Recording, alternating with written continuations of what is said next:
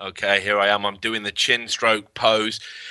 It's another Trash Talk, people. It's Wednesday. It's 8 o'clock in the UK. It's dark outside. Do you know where your children are? Probably not, because you probably don't have any, because you're all virgins. No, I'm just kidding.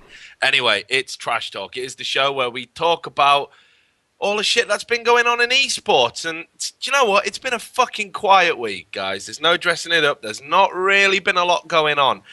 So the bulk of the show is probably going to be about North American LoL, and hopefully you people give two fucks about that. Otherwise, the show's going to get real old real quick, and we might have to cut it short. But anyway, we have got some suggestions, as always, some suggestions of things you might want to talk about, which, of course, the NA summer split is done and dusted. Cloud9 came out on top. How do you think they're going to get on at the Worlds? It was a bad week. If you were a fan of Team Dignitas, Curse, and CLG, what's next for those teams? Do they need a roster shakeup? Let us know what you think about that. And, of course, while we're talking about this, the Korean regional finals are underway. Do you follow the Korean scene? Come on, let's all pretend we're global here. We do follow the Korean scene. And how's that going to go? Give us your predictions. If you follow CSGO, EMS1 CSGO Cup is right now. We've got the semis going on. Nipper through to the final. No surprise there. Very Games getting absolutely owned, having their asses handed to them by Copenhagen Wolves. Maybe you're a fan of Very Games and you want to tell us why it isn't working right now. ESEA sign-ups are still open, and they've been desperately clamoring to get sign-ups going on. They're trying to get more and more people to sign up to their league. They pretty much use HLTV.org as their advertising website because of their connection with Lurpis, who works for both of them. But has the Bitcoin mining scandal affected your decision to sign up? We haven't forgotten about it. The court case is still underway. Perhaps you want to tell us something about that and what you think of ESEA right now. Stefano and Naniwa have been going at it via Twitter. Stefano reveling in Naniwa getting knocked out, and Naniwa calling Stefano both ugly and talentless. Whose side are you on and why? And there's also several high-profile Kesper players have become free agents this week. So where for them next, if you'd like to speculate? And also, I've got to say, just going back to the League of Legends thing, because the show's Trash Talk, you may have seen Team Vulcan's Zuna trash talking the shit out of Dignitas. Perhaps you've got a view on that. Zuna, a lovely chap, and a very divisive character. So maybe you've got some opinions about that. But before we get into the show and we take our first caller, what I want to bring to your attention as well is, again, from League of Legends. Top of the League of Legends Reddit, if you want to get involved. I'm sure Gareth's going to bring this up on screen for you now. You'll be able to see it. It is a tale of an unwanted hotel guest, stroke hashtag who's Bob. Who is Bob? Because Valkyrin, one of the players from Cognitive Gaming, has given a write-up about why he performed so badly at the event. And it's not the usual excuse. I've seen a lot of excuses in my time for sucking at a game and losing a game. But this is outrageous. He's in a hotel room, and a chap called Bob, who apparently produces some content, maybe for Riot, maybe not, no one knows, rocks up in his hotel room, literally climbs into bed with him, just in the middle of the night, climbs into bed with him and starts, sleeping next to him. So they let it go for the first night. Then the second night, he stole his key card and let himself into the hotel room again and got in a bed with him again, actually in the bed, not on the sofa, not on the floor, actually in the bed alongside him. At which point Valkyrin's decided I'm going to try and get him thrown out of the hotel, but he can't because he's not the named person on the room. So he has to sit in the lobby till about 6 a.m. scared that he's going to get some sort of savage bumming at the hands of a total stranger. It is one of the wildest stories I've heard in a good time. And you know what? I want to take up this quest. Do you know who Bob is? Are you Bob? Please, if you can shed any information on this, call in. I would love to talk about this one. It is so wild. It is just ridiculous. Anyway, Gareth, hopefully we've not got Bob on the line. No. And certainly I'm just looking over. No, he's not in my bed either. But who have we got today? What's the first call? The first call is a guy called Jordan. He wants to talk about he wanted to talk about League of Legends capping out, and also talk about the NA LoL team, saying that they're all trash. Okay, well, fucking hell, he's on the right show, so let's do it, Jordan. So let's start at the beginning of the call. LoL capping out. Is LoL going to cap out? I think so, definitely. Like, for Season 4, they're running out of champion ideas. They're looking to ask Reddit, of all places, for ideas and tropes that they're trying to get in the game. I don't think they can sell anything else except skins, to be honest with you. Their viewers are capping out, and a lot of people are actually switching to Dota. Personally, I've stopped playing League of Legends because I'm Plat MMR, but I keep getting maxed up with these fucking silvers. So I'm just done with all that shit. People are always reporting me for nothing. So well, okay, well, play that shit game. Let's talk about the model then, because you brought up how you don't think Riot are going to be able to sell anything, that they're running out of champion ideas. What's particularly disappointed you at the moment in terms of the latest champs? Let's see. There's Aatrox, and he's coming out in the EU, and he's not that bad. He's actually pretty. He's subtly strong, but they're not. They're reworking champions, and they're trying to resell champions that aren't used anymore. Like Pizza Delivery Sivir, which was revealed in packs. You know? Yeah. I mean, I would buy that. My girlfriend would buy that. Why not? Everyone loves pizza. But what about they're coming up with new ideas, right? Now you can support the teams that you like by buying fucking little avatars, little logo stuff. You can chip in for those. I imagine they'll continue that. I don't think we'll ever see as sophisticated a shop in League of Legends as what you have in Dota 2.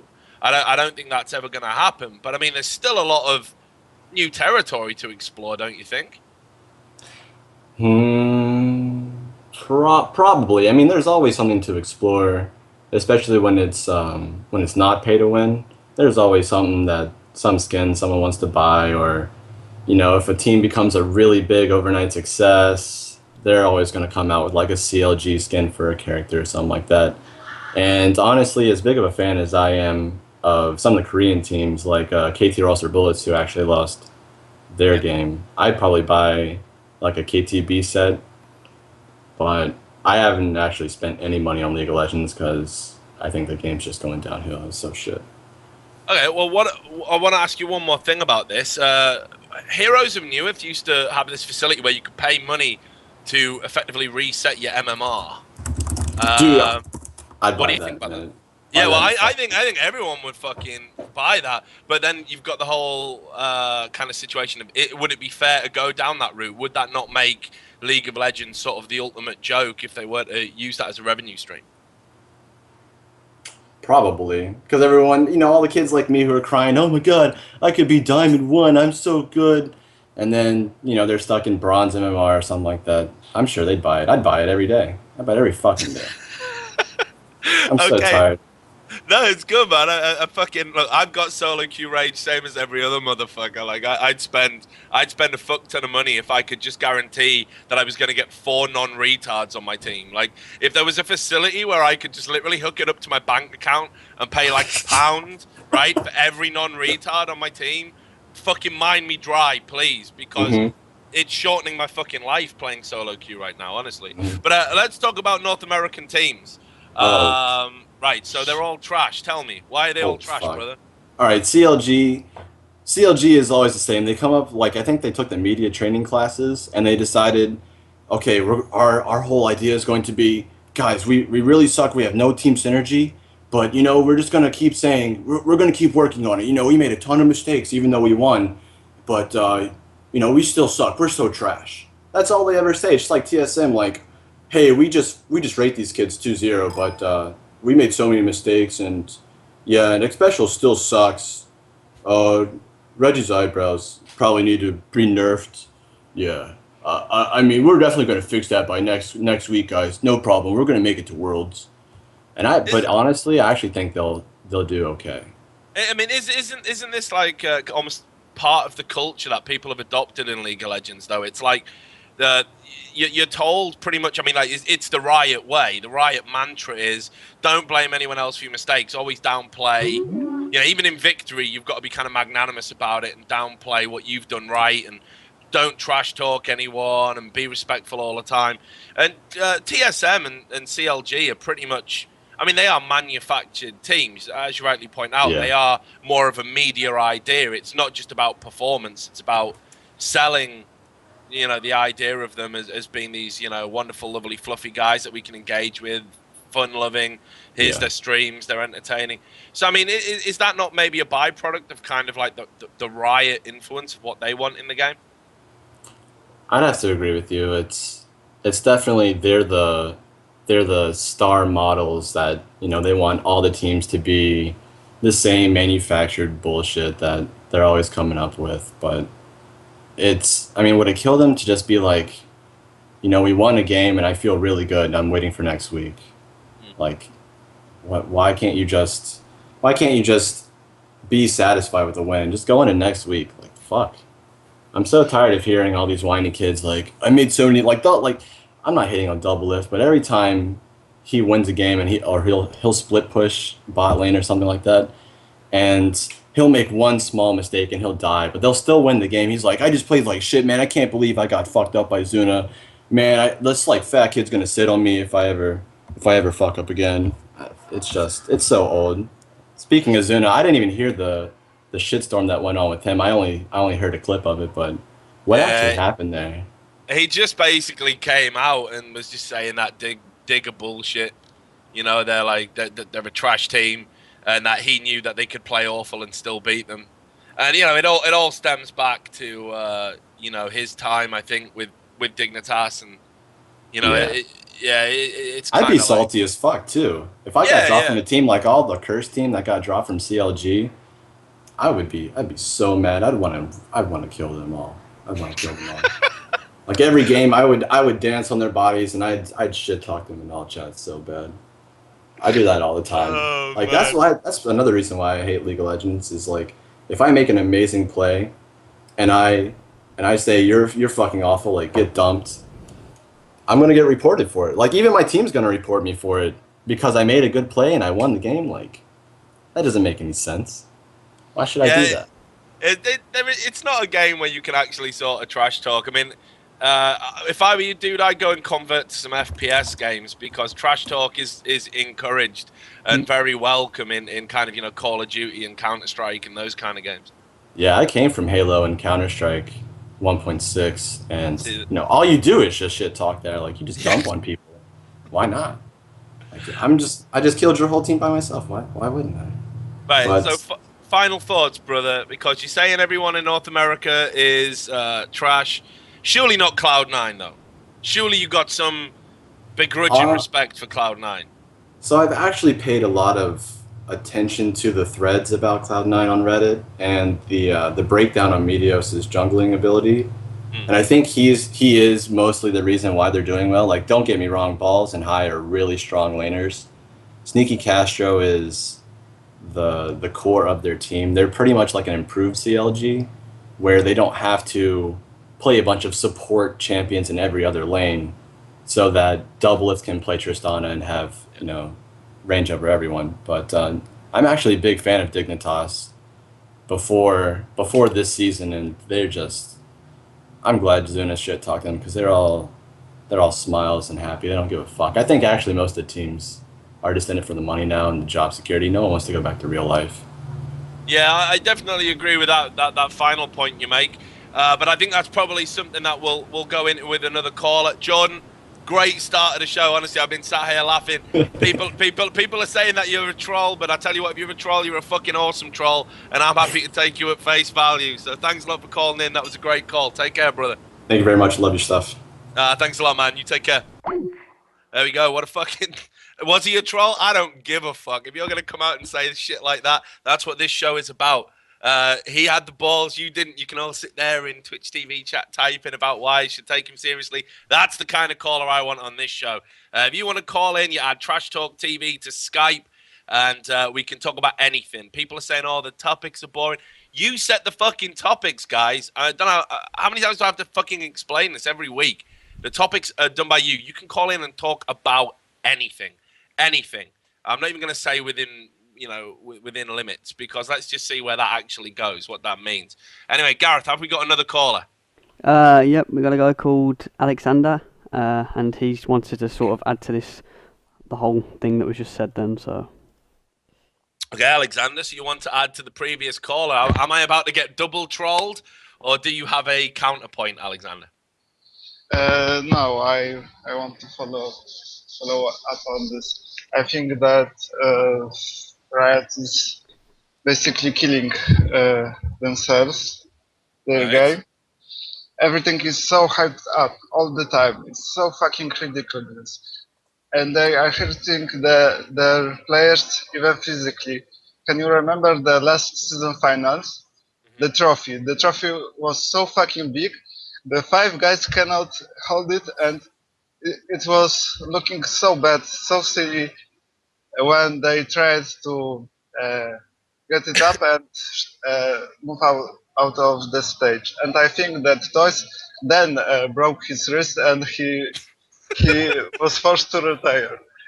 Yeah, but yes, yeah, this is a little bit silly, but the main point I want to make is that. So previously I was heavily following StarCraft 2, and it was boring for me after about a year, because not that the meta was not changing and everything was the same, Blood Rot Infestor and so on, but the gameplay is just the same. You have just certain amount of different units, and every match looks the same after a period of time. And in League of Legends, you have the same thing right now, and I can't stand the hyping. The match is over in about 20 minutes when one team accumulates gold lead. It's very often like this, and the game drags about 15-20 minutes more, and you very rarely see comebacks. Very rarely. Maybe I do agree with you, Alexander. You're right. It is rare that you see a comeback, but I mean, isn't that true of all sports, that the comeback is rare? That once a team takes the lead, it's very hard for them to come back. You know, think football. If you're 3-0 down, how many times does the team win 4-3? But when it does happen in League of Legends, those games are always memorable. Yeah, but it's like one time in the moon. I think that the one thing that can do, they should take all their assets. I don't understand why they don't incorporate Dominion in the tournament system. I don't know if you know, for IPL Diet, or was kicked by the new owners, they have such online tournament that was consistent of best of 3. First game was Summoner's Rift, then Dominion, then Twisted Tree Lane. I think that can be more interesting. I playing a lot of Dominions, and I very often lose to I don't know 50 points. I lost few games by 1 point, and the game is the whole game is more paced, more even. The comebacks are more often. Just it's more interesting. Just What is there anything you would change to the game mechanics? Like, is there anything you could do to the game itself? No, forget all the tournament. Let's just talk. 2 teams of 5 playing. What changes would you make to make it a more competitive game, less rigid? What would you add to it? I think more random elements, or maybe if there are new maps. I don't think playing only one map the whole time is good way. When we have the old twisted tree line, the buffs funded randomly. The two buffs above the dragon. Okay, well, I don't know if random elements are the way to go for a competitive game. I think generally the best competitive games. Some randoms elements. You still have the turrets. You still have I don't know, Baron Nashor and Dragon, but you can add some random camps in the jungle. So something like that, maybe it would help. All right. Well, look, I'm going to take it all on board, Alexander, but I've got to move on. I've got another caller coming. Okay. Thanks a lot for calling in. Really appreciate it. It's great to hear a strong Eastern European accent as well to counterpart our American drawls. A global show. Thanks very much for calling in, Alexander. Okay, Gareth, have we got another call lined up? Everyone was saying we needed to kill him. Not literally, like just kill him off. Oh, okay. I thought you had a little bit of a point, though, somewhere in that. Well, I don't really think random elements works in competitive because then you start to give, people a chance without them sort of being skill-based.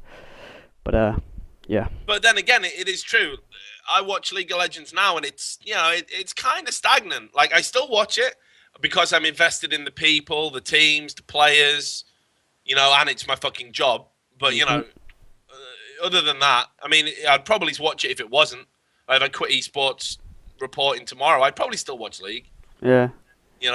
And, it is pretty dull and one-sided. You can tell which teams are going to win. And he's right in the sense that often you can see what teams won 20, 25 minutes in, but they ain't winning until 38, 43, and it's just fucking dead time.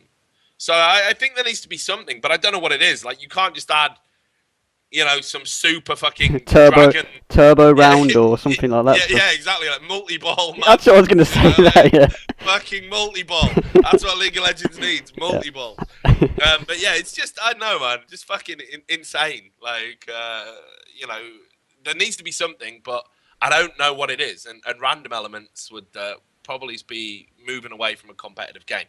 Anyway, fuck all that noise. Have we got another call? Yes, we have. Key Hunt, and he wanted to talk, well, mostly about LOL, but yeah, we'll see what he has to say. What? Kurt talking about LOL? What the fuck? All right, then, let's see what he's got to say. Kurt. Yo. I fucking love you, brother. You know that, right? It's my man, Kurt. It's We great have that... taken a complete U-turn with accents, man. I don't get it. What, me? No, with the guy before. Oh, shit, man. Look, I just, like, the minute I heard the call, I was like, I don't know where this is going to go. I was like, you have, like, some, like, American stoner on at the start. You're like, hey, dude, man, like, I just totally, fuck this shit, man. It's like, so we had that guy, and then you get, but this Russian accent, so thick. Using a potato for a microphone. Yeah. Oh, shit. Don't bring potatoes to the party. So, I mean... So yeah, it's like, but this is what it's about, right? I mean, look, fuck it, we'll even trash talk the guests. Thanks for calling in. But if your voice sucks, we're gonna take the piss out of you as well. So, Kurt, look, man, you're a regular caller. I totally respect and value your opinion. If we were ever in the same hotel, I might pull a Bob and sneak into your bed. That's okay with me. I might actually tell you to get the fuck out, other than like this one kid who's like, please don't rape me. It just goes to show, man, if ever you needed to see how kids don't have life skills in esports, there's a dude in your bed, you don't want him there, tell him to go get fucked. What's the problem? Get out my room. How hard is this shit? But anyway, like, without the parents or a manager to fucking help this dude out, like, Anyway, fuck it. Kurt, what have you got for me tonight, brother? What would have been great is if he would have like took it like a few steps farther, like just rolled over on top of him, threw his hand over it, maybe cup the balls a little bit. Like, what would he do then? It's like, oh, no big deal. She's just cupping my ball. Have you called in to talk about cupping balls, Kurt? Because it wouldn't be the first time. So, no, there is that. No. So I've got a couple things. Number one, I want to do a little ego stroking first, and then I'll talk about the non-ego stroking version. I want to talk about Cloud9, and I have to try to remember some of the things that are known and what's not known with Cloud9 and stuff like that. But correct me if I'm wrong, because you follow League of Legends a lot more than I do, I'm sure. But Cloud9 went from Quantic to Cloud9. Cloud9 was either purchased, stolen, however you want to say it. I don't know. I don't think that's technically been released. I'm sure it was purchased because Jack is a reputable guy in the industry. Yep, that's but true. what I want to talk about is the vision Jack had to have, because this team, if I'm not mistaken, which was Reddit Nation, Orbit Gaming, and then Quantic Gaming at one point in time before then, had fucking whiffed their first time trying to get into LCS. Like, everybody's like, oh, they should get in, no problem. They should get in, no problem. That's why Quantic picked them up. And then they fucking whiffed and just completely bailed. And everybody's like, well, they're going to be shit. Let's move on. But then they get into LCS again. Quantic's all happy because they've re-picked this team up. And I don't know if Jack either had the vision or if he's like Miss Cleo or if he just got lucky in picking this team up and purchasing them, because they have just done amazing. I mean, I got no idea which one it is, but I know that he must have seen something, because obviously he was with TSM, and they got a pretty sweet fucking gig going on. There's lots of money there. So, I mean, like, I think if I'm right, was Jack the guy who set up the Snapdragon deal? Is that true? Or if I had to guess, I guess we're just guessing, but yeah, I think so. I didn't think it was him. I mean, look, if I'm wrong, I apologize. Maybe fucking Reggie did it. Fuck knows. But anyway, yeah. So, but basically, like, this guy is like perhaps like some fucking Sven Garley of like esports, right? Like, he can see shit that no one else can see, because you're right. Nobody was crying over this team leaving him. I mean, like, Quantic were a little bit fucking boo-hoo, but like no one saw it. Not happy, I'm sure. Yeah, but I mean, like, but they were more like, they weren't happy because they were like, oh fuck, we're gonna lose this like all conquering North American team. They're like, shit, we got to start over again. Why does this shit keep happening to us? Oh yeah, it's because we're fucktards and we don't manage our organization properly. But anyway, so yeah, I mean, but what I gotta say is, as well, I don't think anyone could have predicted how well they were going to do, but like, part of their success isn't just down to their brilliance. Like, you've got to say that there was a lot of guys in the LCS, the American LCS, who were literally just fucking spinning the wheels, treading water, not giving two fucks, not practicing, not working hard. Like, as far as they were concerned, the gravy train had a fucking long way to go before they had to get off it, right? And that was definitely going on. I mean, I like, everyone I was talking to were like, oh, the guys, they don't even really scrim. Their game houses are just fucking frat houses. They're all pissed all the time, drunk as motherfuckers. They're partying. There's all these like League of Legends groupie chicks. Like, what the fuck is going on? Like, of all the things to be a groupie for, of all the things to spread your legs for, ability in League of Legends should be way down on the fucking list. Like, seriously. Have some self-respect, women. But anyway, so yeah, it was like a bit of a party. I've seen this shit before. I always say it about CGS. Everyone thought, let the good times roll. Fuck it, right? We're gonna do this forever.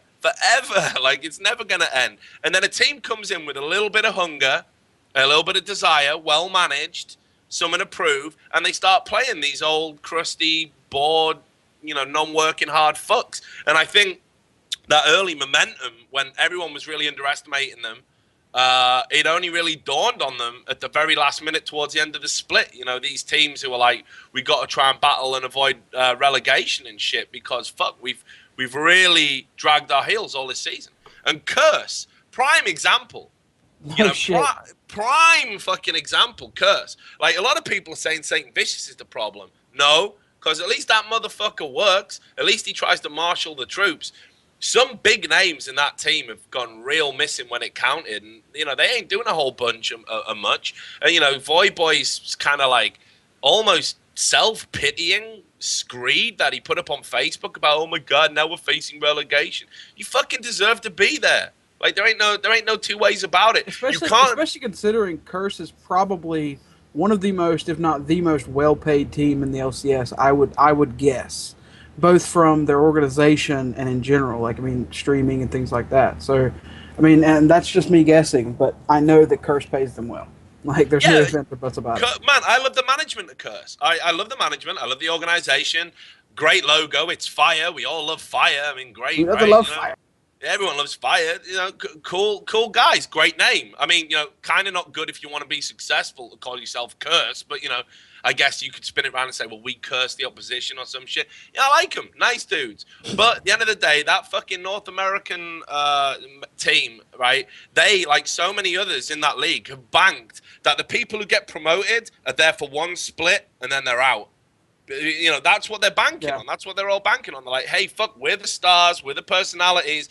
And when these teams actually come in and fucking try hard, oh my God, you know, like everyone's like, fuck, this might not last forever, you know. And say what you will about TSM, fuck it. At least they pulled their finger out and turned it around when it counted. You know, even with all the internal problems. Although I gotta say, one of the most cringeworthy things ever was them all having the group hug after they won the game against CLG. Like, look, hey, everything's cool. We're all friends. Like, fuck off, man. Who are you fooling? I seem more. You know, it was the equivalent of a politician kissing a fucking baby, like full on the lips. Like, it's fucking disgustingly fake. But this fits into the second point that I have, which was that. What do we, like, I try to take things, you know me, I try to take things from the management perspective all the time, which is why I was talking about how I can appreciate Jack's, you know, fucking clairvoyance. Yeah. What is Riot going to do if a couple of these challenger teams, let's say like this Cognitive Gaming, I think is a great example. Like, they're probably undermanaged. I think most people would say there, or else they wouldn't let a fucking guy sneak into his hotel room and like fucking spoon with a player before, you know, their match. What do they do when a team like that gets brought up? Because Riot has to be like not wanting to babysit these kids, you know, a lot like Team Marn and a lot like all these other teams. Velocity Esports, I don't know those guys or their management at all, but. We've been hearing they're also undermanaged, and that's one of the reasons that Echo has departed and things like that. So, I mean, what is Riot gonna try to do to fix this? Because I'm sure they're getting tired of all this bullshit. You know, they got to do something. I mean, look, right. Here's the problem you've got, right? Like, it's all fine and dandy insisting on some basic stuff like, oh, a team has to be like, you know, a limited company or whatever the fuck. You know, you got to have players substitute. You got to have a designated manager, someone to divide the money up, blah, blah, blah. It's all fine and dandy insisting on that, right? But at the end of the day... Yeah, but Marn was the designated manager. It doesn't mean he was actually good at it. Yeah, exactly. That's the thing. Look, I've been that guy, right? And, like, a lot of the time, to be a team manager... You just have to be... There's two criteria for most team managers. One, you're too shit to play in the team.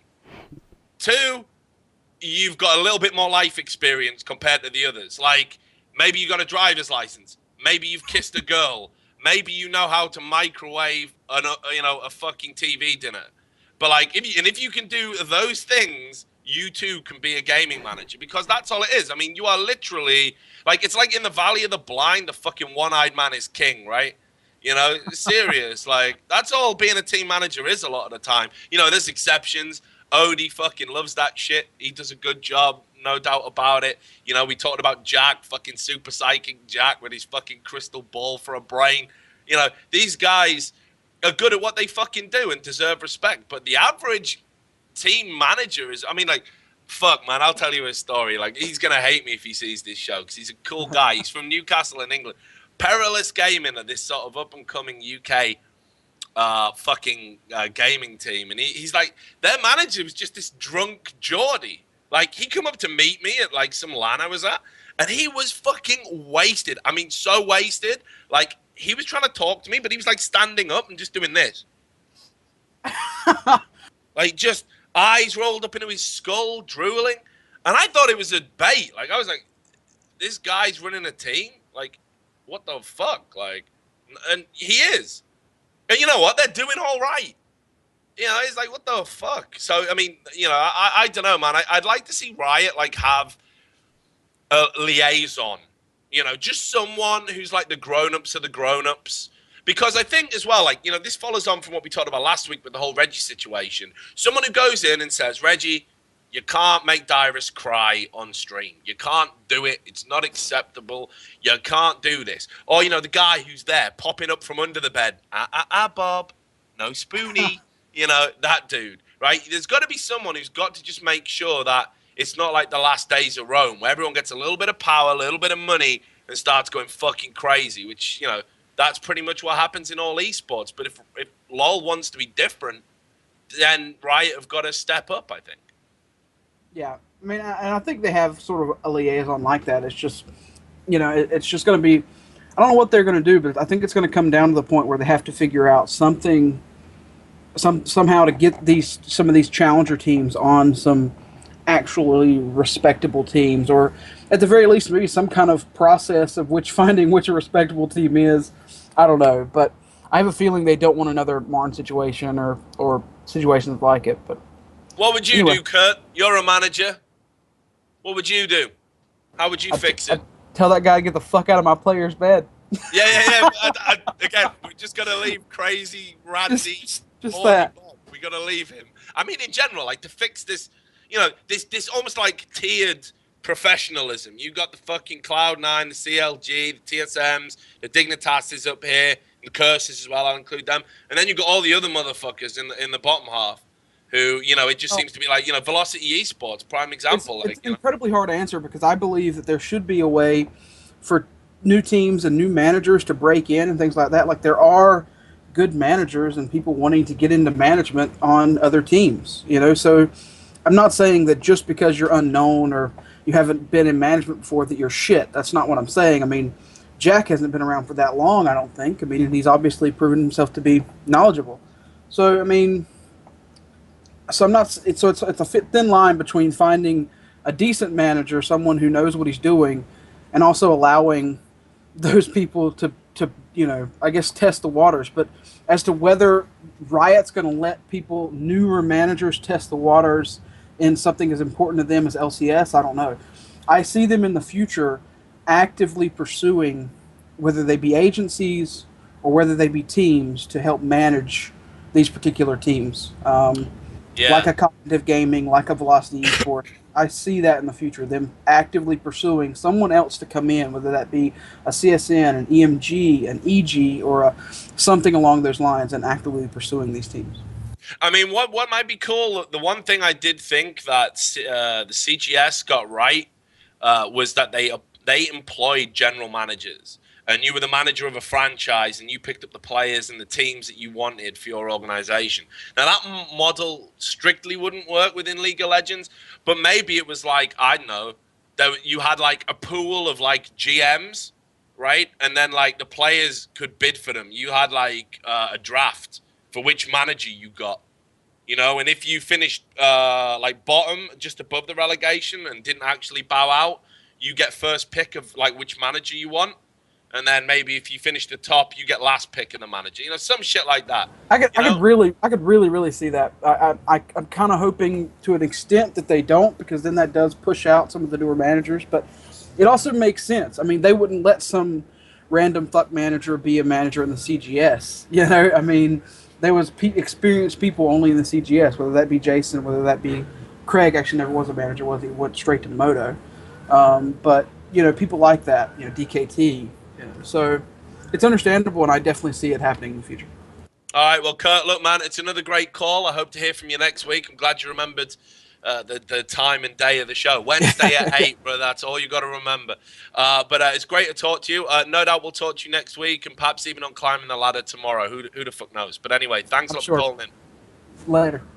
All right, ladies, brother. Okay, so there you go. There's Kurt with the good and the bad. Jack, he is a fucking mastermind. There is no doubt about it. What he's done with Cloud9, absolutely huge. But by contrast, some of these other organizations, their managers are fucking clown-like in their behavior. There's no getting away from it.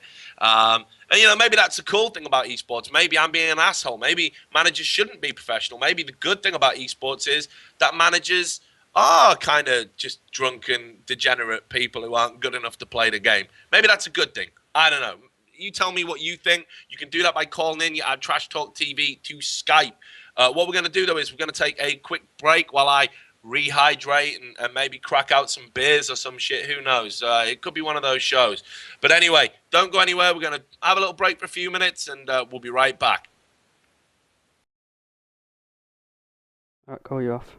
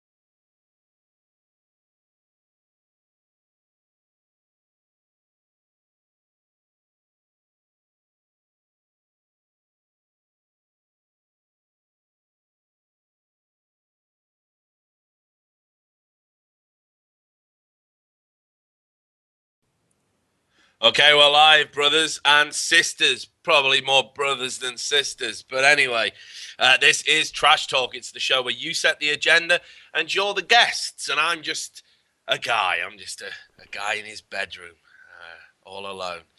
Nothing to do on his Wednesday evening except talk esports. But that's all right. That's okay. We're not going to drift off into a deep depression. We're going to keep it nice and happy and nice and up-tempo. First thing I want to do, because one of the callers said, I didn't see the Zuna incident where Zuna Trash Talk Team Dignitas. We're just going to play it. Someone's uploaded it to YouTube, so thanks very much, Attack on Draven. Follow and support him if you want. I don't really give a fuck. But anyway, we're going to play that now. Gareth, run the footage. Okay. Welcome back to the LCS Regional Playoffs live from PAX Prime as I'm joined by the World Championship bout it's on the right screen, Zuna actually. from Team Vulcan. Tell me your first thoughts because you guys clinched that final spot for World Playoffs. It felt really good, you know. We weren't too excited because we did get knocked down, but against Dig, we already 4-0'd them in the season, so we knew if we played as bad as we did yesterday, we still would win. So we were really confident. Fighting words. Yeah, I actually wanted to ask you about that. Normally see you very active and you win. Now you were kind of chill when you won. Why was that? Because it was just to be expected, and beating Dig is probably the best feeling I can get because it would have been nice to beat TSM and be in the finals, but I tried out top lane for Dig, and they didn't want me, so now I knocked them out of Worlds. Feels great.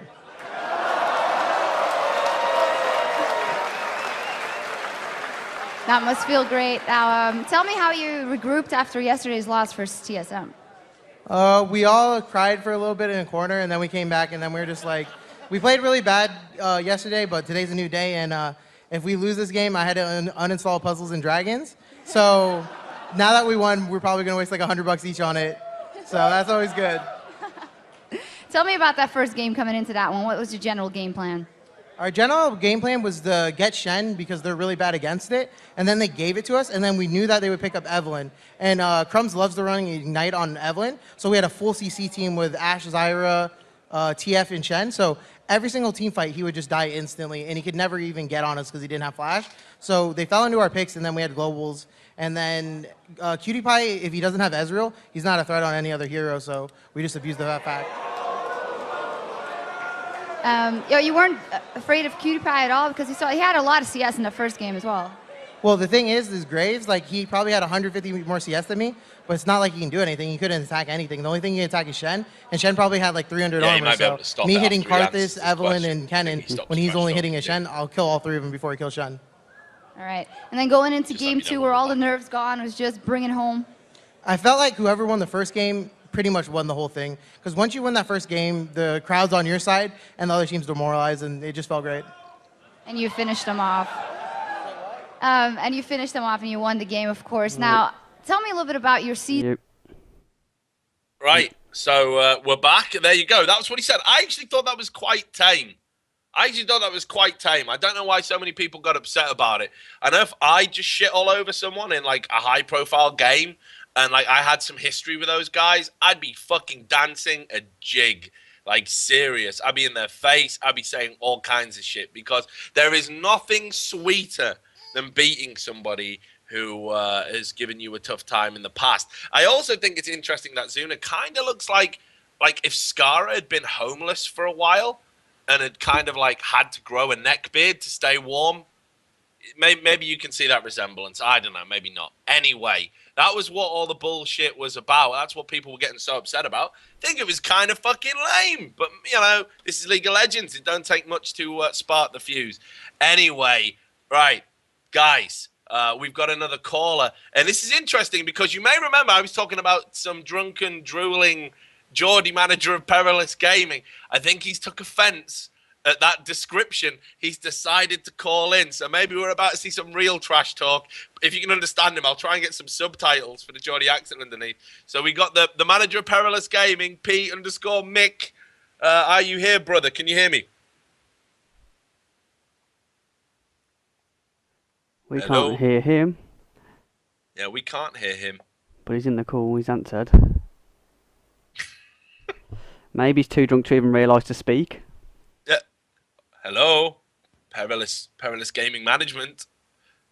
How can you manage a fucking organization and not manage Skype? What the fuck? Hello? Looks like it's a dead call. It's a dead call. It's the first one. First dead call we've had. Right? Sorry, you had your chance. You won't get 2 bites of the cherry, not unless we're absolutely desperate for callers. But there you go. I rest my fucking case, by the way. I rest my case.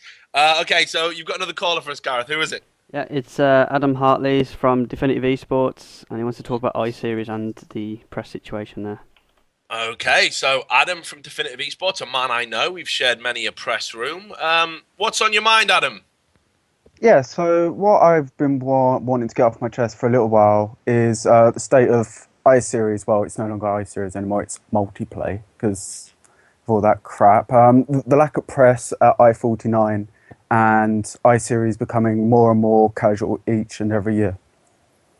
Okay, well, let's look at it from the first point of view. Lack of press. Now, if you were talking about I-49 specifically, that did have the problem of clashing with Gamescom. And as much as I love a good iSeries, I'm known for loving a good iSeries, I've been to many an iSeries, Gamescom is going to kind of just outweigh it a little bit. But do you mean in general or just the last one? As in, generally, not just I-49, I-48, I-47, and then going further back down to the 40s and the 30s and trying to have older press there. It's just come to that kind of point where it's become enough with me that it's come to a point of where I've stopped giving a shit about keeping it behind doors of being like, well, Multiplay, are you actually going to support press for this year? No? All right, and well, we'll see next year. Or well, how don't they support press, Adam? Because I mean, you know, maybe me and you have some ideas about this, but I imagine the average punter, they might not be aware of it because they just look at all the lovely work we do. So go on, tell me more. Yeah, so with working any event, 9 times out of 10 they'll just give you a press pass and go like, here you go. Like, you just have press pass. We'll give you free access to press room, stuff like that.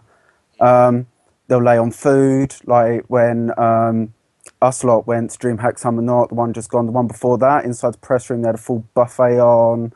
You could literally go anywhere. We had stuff dedicated to press. Same at Gfinity. When we went there, there's food on for all of us. We had that dedicated staff member, stuff like that. Whereas at iSeries, considering where it is and how crucial it is to the scene, you literally just told, well, we're not doing anything with press. You can just come along. We've got this tiny box room upstairs somewhere. The LAN's not really going to work in that room. Get on with it. Do you think iSeries feel like they're to a stage where they're big enough where they don't have to worry about these like web press people? Like they're like, it's not really, getting our name out there anymore. We're big enough. We don't really need that. Do you think that's sort of what they're thinking? No, but it's come to that kind of point where they've blown up to a larger extent now. But they've always been like this. All the way going back to when we helped them start their StarCraft 2 tournaments back at I-45, where they said that they were doing the first StarCraft 2 event that they were doing. We already knew Khan and stuff like that. We offered to help them with it because we were already doing stuff in streaming with StarCraft 2. And then we come up and help them set them up. But ever since that, it's been like, no, you can do it on your own. Mm-hmm. And stuff like that. Even going further back to the I-30s, going back to the old CS 1.6 days, where me and James was about back then. Like, they still didn't care. They did put the money behind the tournaments themselves, with a few key sponsors putting in gear, but it still wasn't oh, hi guys, like, we really appreciate your hard work. It really gets us a lot of return on investment and a lot of extra eyes to our viewing. It was just a bit like, oh, well, you're here to cover this game. Oh, okay then. Sure. I think the thing, I mean, like, obviously I've been interacting with Multiplay for a long time. Some of it good, some of it bad. I've had threats of press passes being removed from me. I've been banned temporarily, but there've been good times. There've been good times in the relationship as well. And I think when you're in the press, you know, you are going to have some heated interactions. One thing I will say, and I don't know if this is indicative of the direction multiplayer moving in as a whole, but it does seem to me that at the from all reports at I-49, that one of the biggest things there, the biggest draw, was the Minecraft convention, which put loads of fucking people through the turnstiles who wouldn't have ordinarily gone there. And I don't know. I mean, Minecraft's one of those casual games that doesn't need any exposure. Now, you know, on the one hand, I can, you know, I see people in the chat, what the fuck's an iSeries, you know? But if you live in the UK and you play competitive games, or you play any form of game, not just esports titles, you are going to know what an iSeries is. You're going to have gone to Newbury, Stoneleigh Park, or Telford at some point in your life. I don't think that's an excuse to treat the press bad. I think if you invite a member of the press, you should treat them, you know, in the way you would. I mean, like, I don't look for VIP treatment. I mean, like, I'm sure a lot of people are listening to your call thinking what we want is a free fucking lunch, little dainty sandwiches and cups of tea. Like, all I want is a fucking internet connection, a quiet room, and, you know, access to all areas. Maybe a little backdrop to do interviews against. That, you know, that's it. I've never asked for anything more than that. You know, free water maybe. Because obviously when you're doing a lot of TV stuff, your vocal cords can get quite stretched. But, I mean, you know, multiplayer, let's be honest, they definitely don't lay out that sort of, you know, kind of, you know, not red carpet. Let's call it an amber carpet. Yeah. You know, it's they definitely don't do that. But as I say, I can kind of understand the logic of them maybe not needing to. I think what would be better would be to, if they feel that strongly that we're not doing anything for them, just don't have us there. Don't invite us. Yeah, I can see that kind of... Yeah, I can definitely see your point of view. But at the same point, do you not feel that as press, it's kind of our job to go there to be able to help them as much as we can, regardless of what multiplayer say or that? Well, we all live here. I actually don't feel an obligation to help multiplayer, and I don't feel an obligation to help the esports scene as a whole. I've never felt that obligation in my whole reporting history. If I did feel it, it was very brief, and it was so long ago, I can't even remember if I ever felt it. Because at the end of the day, like, if esports withered and died tomorrow, I'd go and write about something else. If a game withers and dies, I'll go and write about another game. I'm not interested in the sort of tribalism. And I think as well, I believe all businesses and all pursuits, there should be some sort of almost like evolutionism, which isn't a word. But yeah, there should be some evolutionary aspect to it. Whereas if you fucking are reliant on everyone pitching in and kind of artificially propping, your business up, well, fuck that. That's stupid. It either succeeds or it fails. You shouldn't be reliant on the press. Like, look, the important part of the press is honesty. Like, I should never sit down at my keyboard and think, multiplayer signups are down.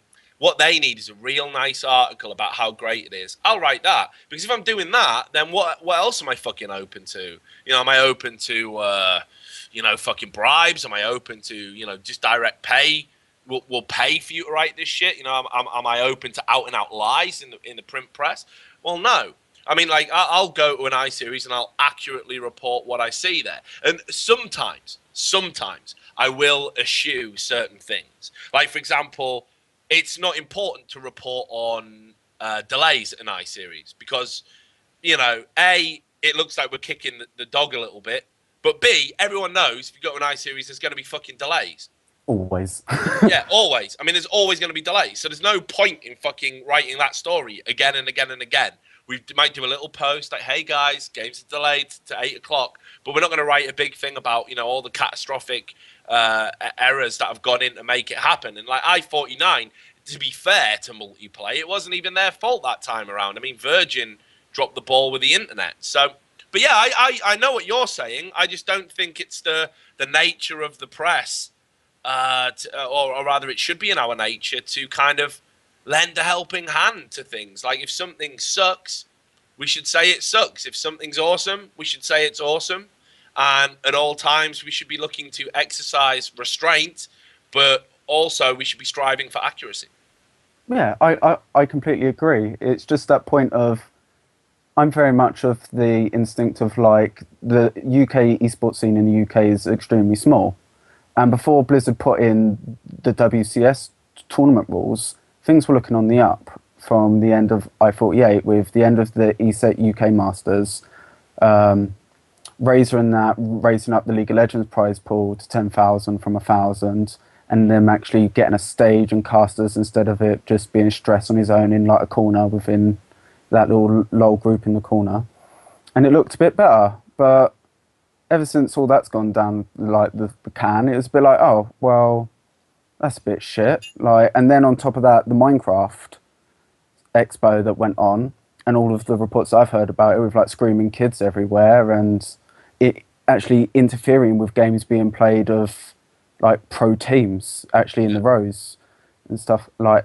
Yeah, I did hear that too. With all those screaming kids everywhere, this Bob character would have had a fucking field day probably. So, but yeah, you know, I know what you're saying.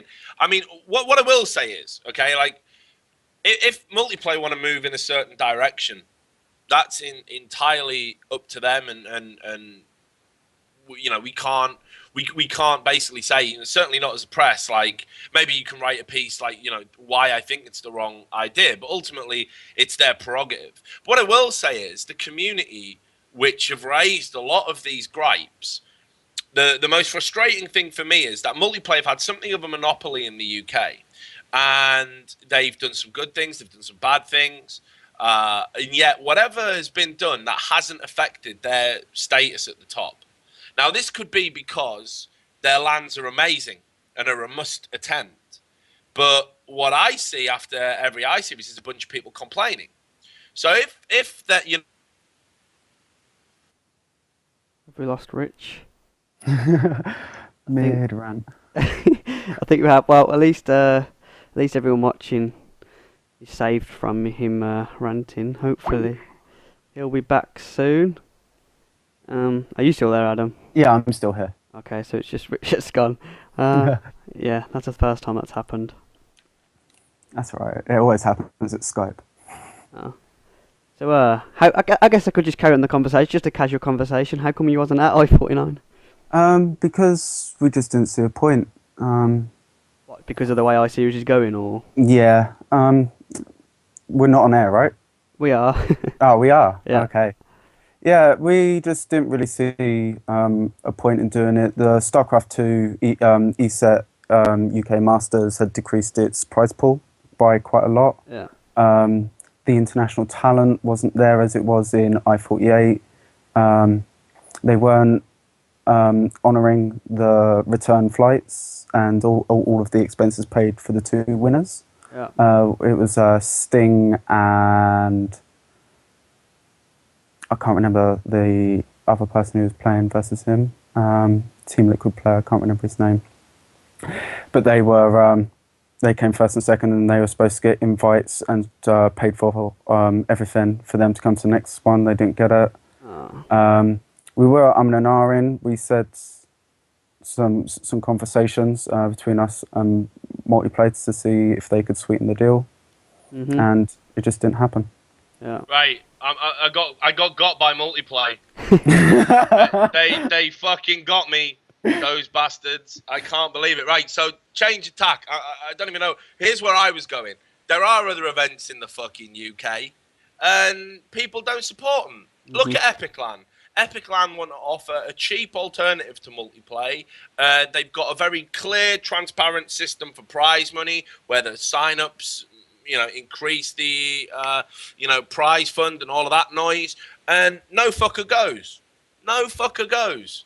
So it's no wonder that Multiplay feel comfortable. And again, I'm not even judging their behavior. I'm not saying what Multiplay do is bad or what they do is good. But if I was them, I'd be like, well, what we're doing must be right, because we pack this place out every time and our competitors don't get a fucking sniff. So for me, that suggests, you know, that they are doing something right. Yeah, like completely. But on the same flip of the coin, it's what a lot of us, including me and yourself, and I've heard you say it a few times, they say to Multiplayer, like, it's not just your doing. It's us who's bringing a lot of new people into the scene who then watches your stream at I48, likes it, didn't know that multiplayer existed, then comes for I49. It's those people who read like the articles on both Cadrid and Definitive Esports who like the storylines that are going on. Oh, so Saber's on there and he competed this weekend. Oh, I didn't know that he was going this weekend. I'll just pop over on the Sunday because he's in the finals. Okay, so I guess, I definitely don't want to labour the point, and this is quite a niche thing.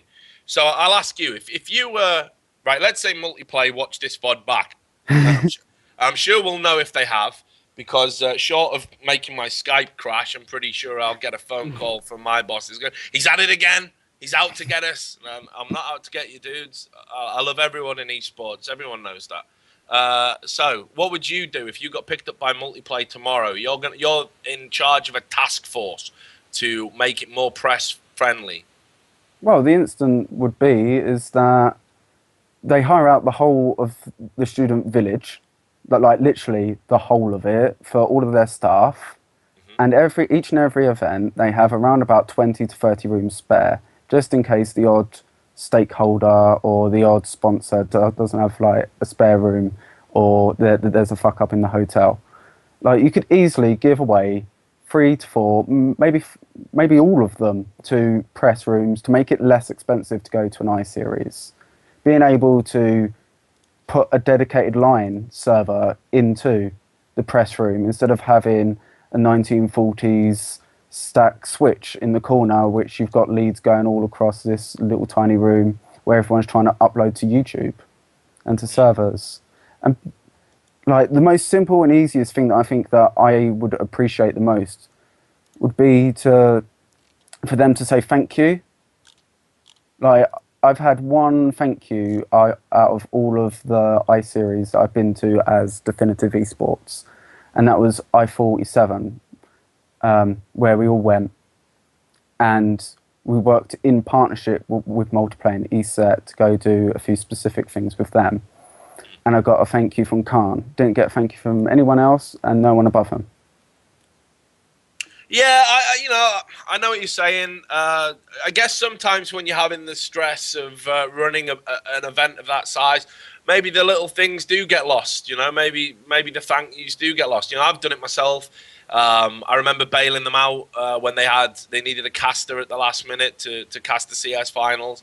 I did it, free of charge.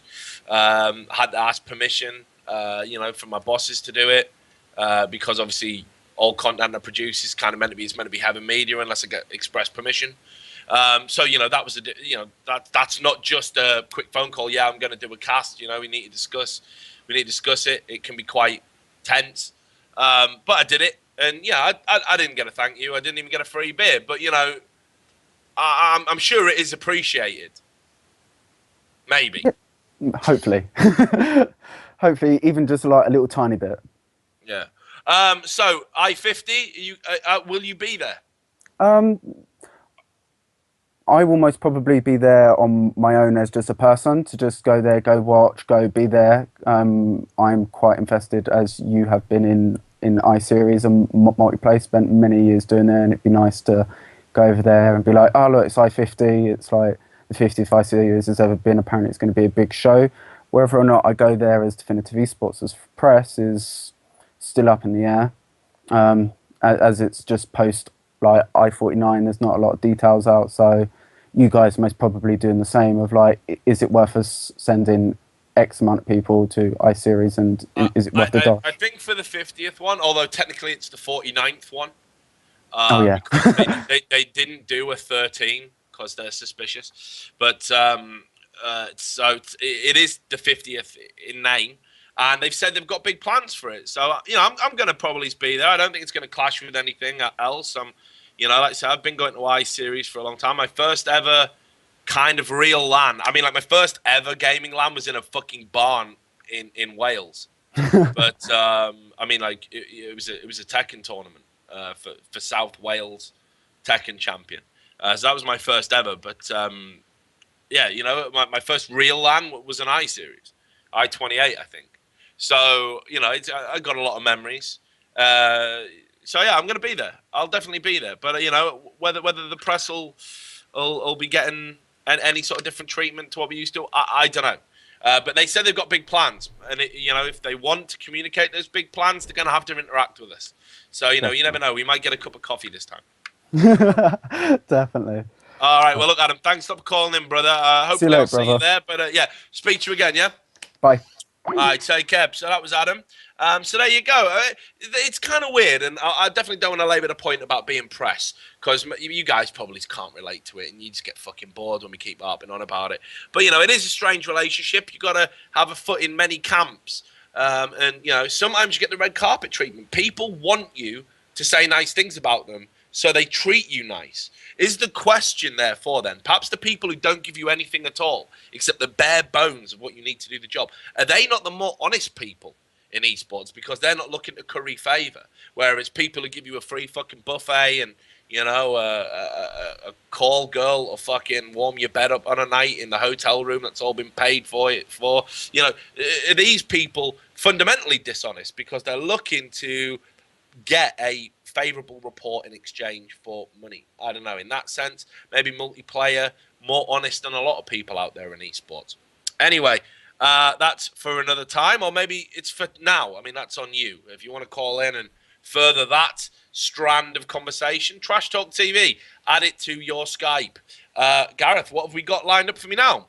Next is Jason Lawler, aka Rexer, and he wants to talk about American esports and the Americans' mentality in general. Well, here we go. So Jason Lawler, no relation to Jerry Lawler, I hope. I'm a big fan of the King. But Jace, what have you got to talk to me about tonight? I just wanted to mention about American esports in general, really, and just the general mindset of American players and how they actually react to esports themselves. Okay, you're not an American yourself, unless you've lost the accent. So no, I'm from the UK. All right, but do you follow a lot of American esports? I follow quite a lot of LoL, and I follow a little bit of StarCraft 2, here and there, not to a massive extent. Most of my background comes from FPS. I played COD 4 for ages, and I transferred over and I played a little bit of CS:GO. So I kind of know a little bit about the American esports scene from what I've watched. Okay, so tell me about it then. You've noticed some specific things about their attitude? Yeah, pretty much. Obviously, I saw a good point on it that Thorin made the other day on the HLTV podcast thing that they do. Yeah. It's just obviously their mentality in general, when it comes to anything esports related, it's they always have an excuse on why they couldn't win anything. This is pretty much the only reason why they will pretty much never win anything massive in esports. Yeah. Just because, well, obviously there's the main thing of them, they don't like playing rival teams due to obviously player conflicts and everything else like that. And just pretty much just their whole mindset in general, just the way they actually react to the whole thing. Well, what is that reaction? I mean, categorize it, but be specific. Because I mean, if I was to think about Americans in esports, I think about two things.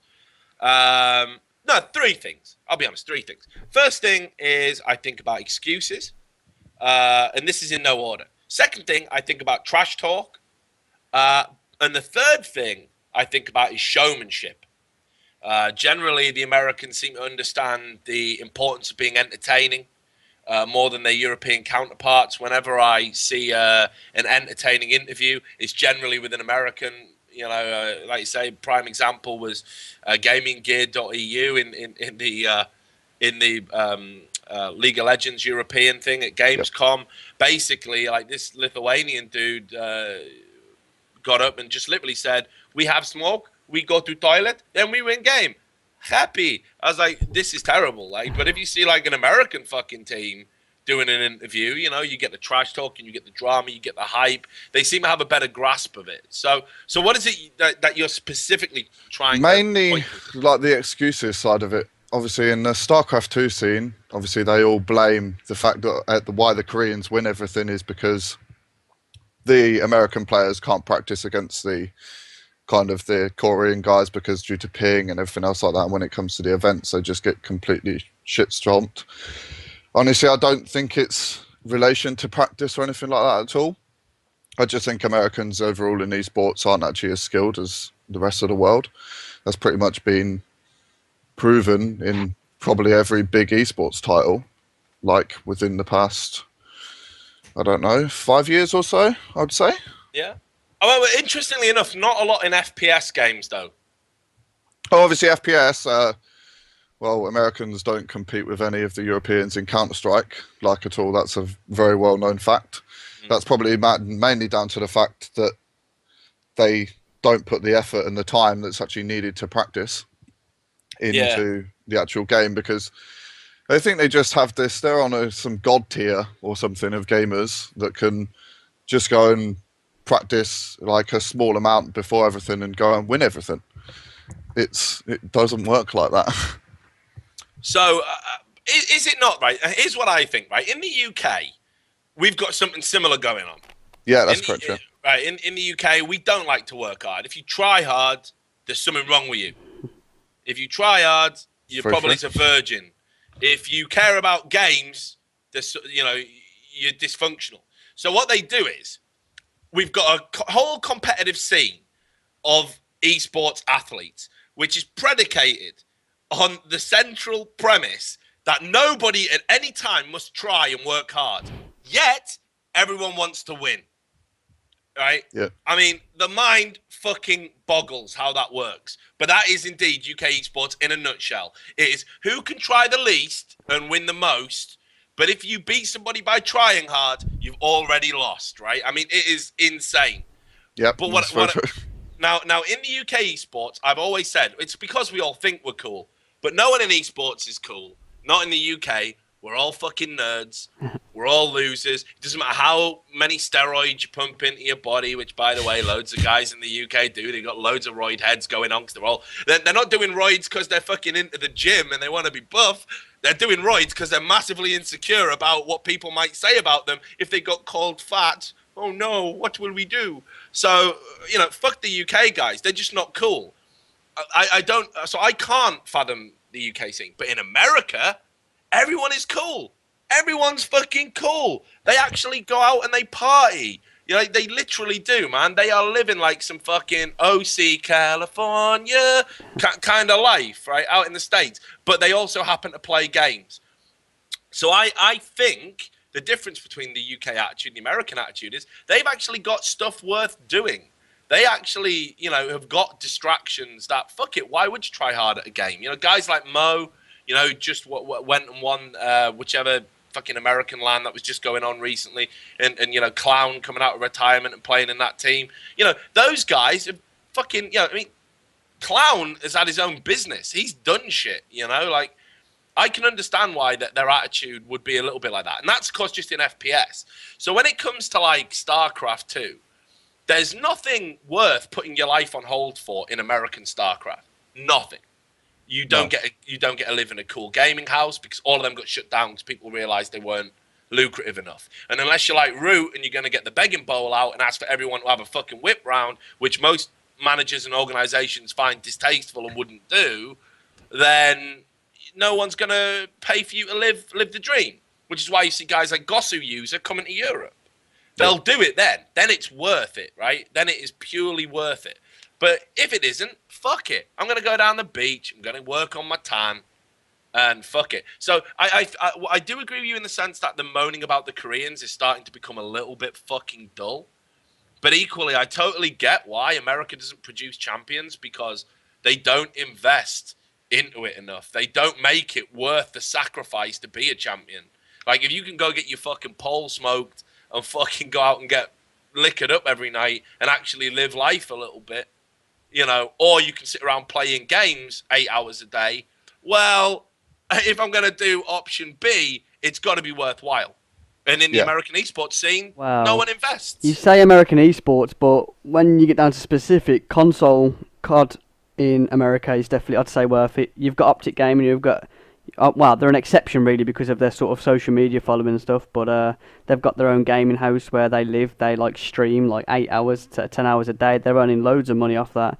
They're selling merchandise, so maybe they're the only exception, but then you've got other teams as well. console teams who are also like earning a lot of money in America, and that's quite a lot different to over here. I think Millennium's the only console team that has a gaming house for console COD, but other than that, like nothing in the EU, and EU teams don't really touch on American teams either in console COD, so I'd say that's the only exception. Well, what they will say is, and I hear this a lot from American people, that in Korea you get treated like, you know, fucking Brett Favre, you know, if you can, you know, build some infestors or whatever, you know, like there's this myth that, you know, Brood War players couldn't go out on the streets without getting mobbed. You know, partially true, but not quite as exaggerated. I mean, you know, we saw with the whole Mrs. Biscuit, Total Biscuit's wife, when they were talking about how lots of Koreans don't even get paid. And I've seen some Korean gaming houses, and I've volunteered in homeless shelters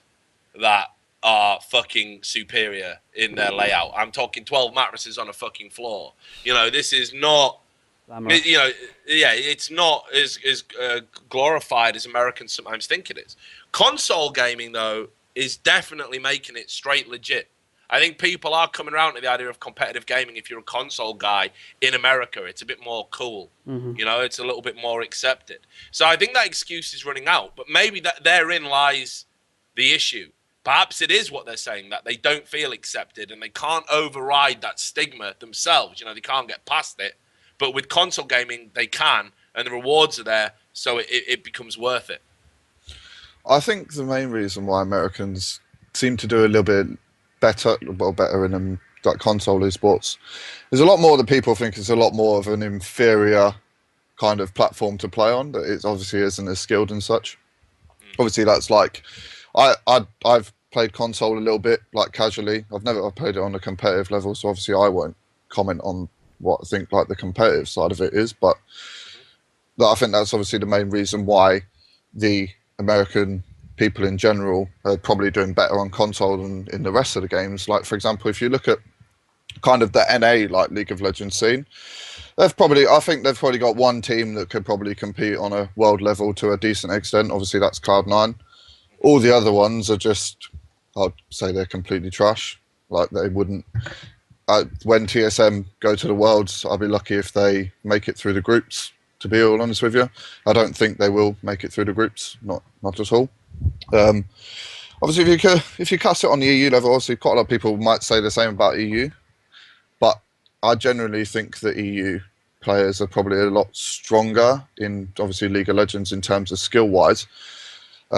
Probably out of, I'd say, other than the Koreans, I'd say that I'm pretty sure. I don't think there's probably one North American League of Legends player which could probably beat the top tier, like mechanically EU guy.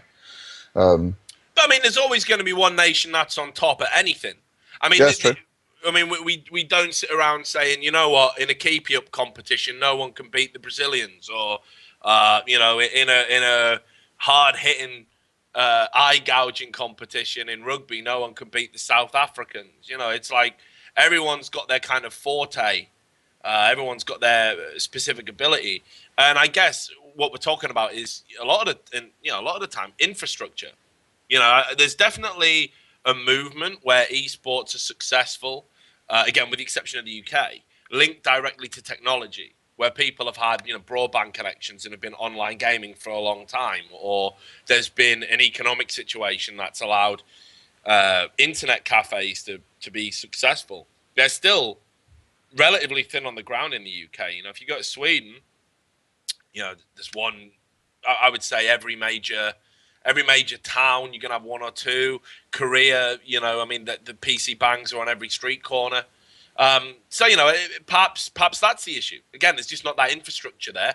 And when we've had it for a while, we will catch up. Because one thing I will say about Americans, excuses or not, when they care enough about something, when they give a shit, they invest in it, and they always become the best. You know, they've done it with fucking athletics. They do it with everything. They do it with fucking, you know, even people go, oh, but what about soccer? Well, you look where their team was in fucking '94, where they had Alexi Lalas, the lead singer of the fucking Spin Doctors, playing for them. You know, and you look at where they are now. Like, they've actually made a lot of progress in, you know, not a very long period of time. So Yeah, I guess so. I don't think it's out of the realms of possibility that one day, maybe not in StarCraft, but certainly in a major esports title, we'll see an American champion. You know, I don't think it's out of the realms of possibility. I hope they can prove me wrong, but I don't think we'll see it at any point soon at all. I think they're too far behind everyone else, even in terms of Dota. No. CS:GO, I don't see an American team doing well at all. League of Legends, I'd say exactly the same thing. To be all honest with you, I don't really see a lot of weight I on the just don't see shoulders it. of Cloud9, but I think if anyone's going to do it, it's going to be them. And I said, I hope they through prove the everyone season- wrong. Yeah, I I hope they do. said they approach the game like Koreans in the way they do it. Like, you know, they can be weak in lane and lose lane, but with a combination of Meteos as the jungler, but also how they break down team fights, they're very Korean in that style. Their team fights are impeccable. So we'll wait and see. But anyway, we're going to move on to another caller, brother. I really appreciate you calling in. It was good because you kind of basically called out all of America, which no one's called out a continent before in my call on this show. So thanks very much for that. That's all right. All the best, brother. Right. So, Gareth, have we got another caller? Have we got someone queued up nice and fast? Yes. Are we going to try and get the drunken Geordie back, by the way? Yeah, he said he sorted out his mic now. I mean, He said it's Mike. Okay, well, we'll keep get him him on after. hold. Yeah. Yeah, we'll save him, right? Like, that's a little treat for everybody. Maybe you want to Your webcam call in moved down. yourself. Oh, my webcam. Well, fucking hell. I'll move it up. Right, okay. Maybe that's better. Anyway, it doesn't matter. No one wants to see my face. You're gonna see you're gonna see your moves otherwise. So. They're not that droopy. They're not down on my knees. I'm not my fucking nan. Right, anyway, right. Let's do it. Let's basically bring on the next caller. Right, Go. it's Andy Wilson. He wants to talk about UK StarCraft 2. Oh my God, this will be a short call. UK StarCraft 2. Hi, are you there, Andy? Can you hear me? He's not answered yet, Oh, but he did say he was ready to go. okay. Let's have a look. Maybe he's going to get a beer, Maybe he's here for the long haul. or maybe he's just thrapping away. At the sight of me in a baggy Jim Beam t-shirt, which I got. Do you know how much Jim Beam I had to drink to get this? How much? Well, put it this way: if I drink another 2 bottles, they're going to pay for the chemo for the liver cancer that I'm going to get. That much. So it's pretty fucking good. Yeah, Right. good on him. It doesn't Oh. look like he's going to answer. Right, fuck it. Let's get this drunken Geordie on them. Right, let's just hope he answers. Right, let's drag the Geordie in. Right, let's see how he goes. Come on. I don't like this dead air. It makes me decidedly uncomfortable, though. Yeah, people need to answer faster. There we go. Oh, I can hear Hello. background noise. You Here alright? he is. Right, I'm all read.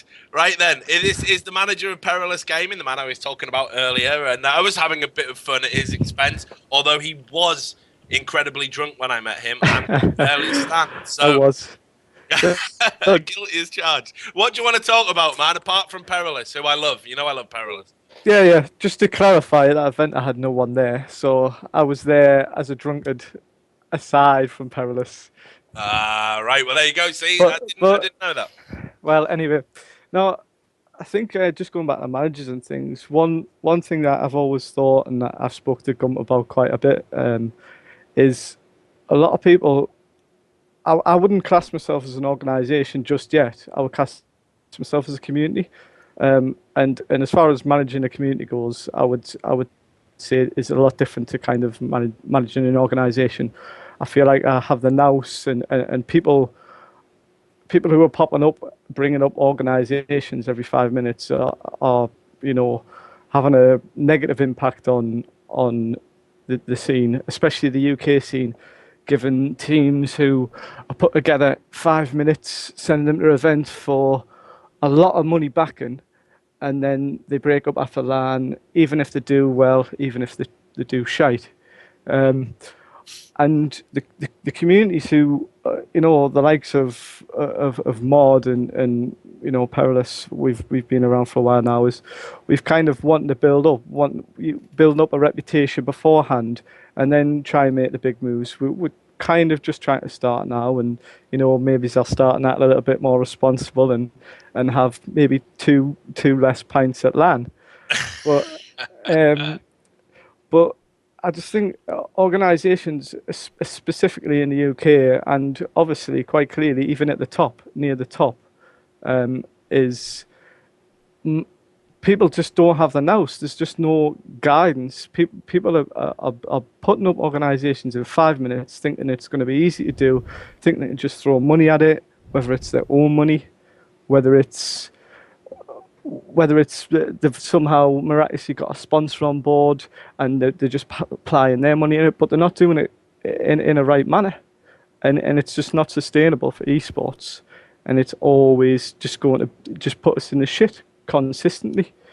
And I've seen it a million times, man. Like what we call the bedroom organization, and they got a real short fucking lifespan. They generally last as long as a pope. They come in, they spend big, they spend big to them because it's a bedroom organization, and they chuck their own money at it, and they think, right, well, what's going to happen is if I pay for a good team to go to LAN and we get top 3, all the sponsors, all the pussy, all the gold, it's just going to come showering down from the sky, and that's it. I'll have a real organization, and they've all got shit names. They've got words. They've got names that don't even mean anything. Like I don't know. And don't get me wrong. Like your name is actually, it is a real word. But I see lots of like conjoined words where it's like venomous and vindictive, and they're venomictive gaming. Like who the fuck are you? Like you're never gonna get a sponsor with a shit name. Anyway. That's a side issue.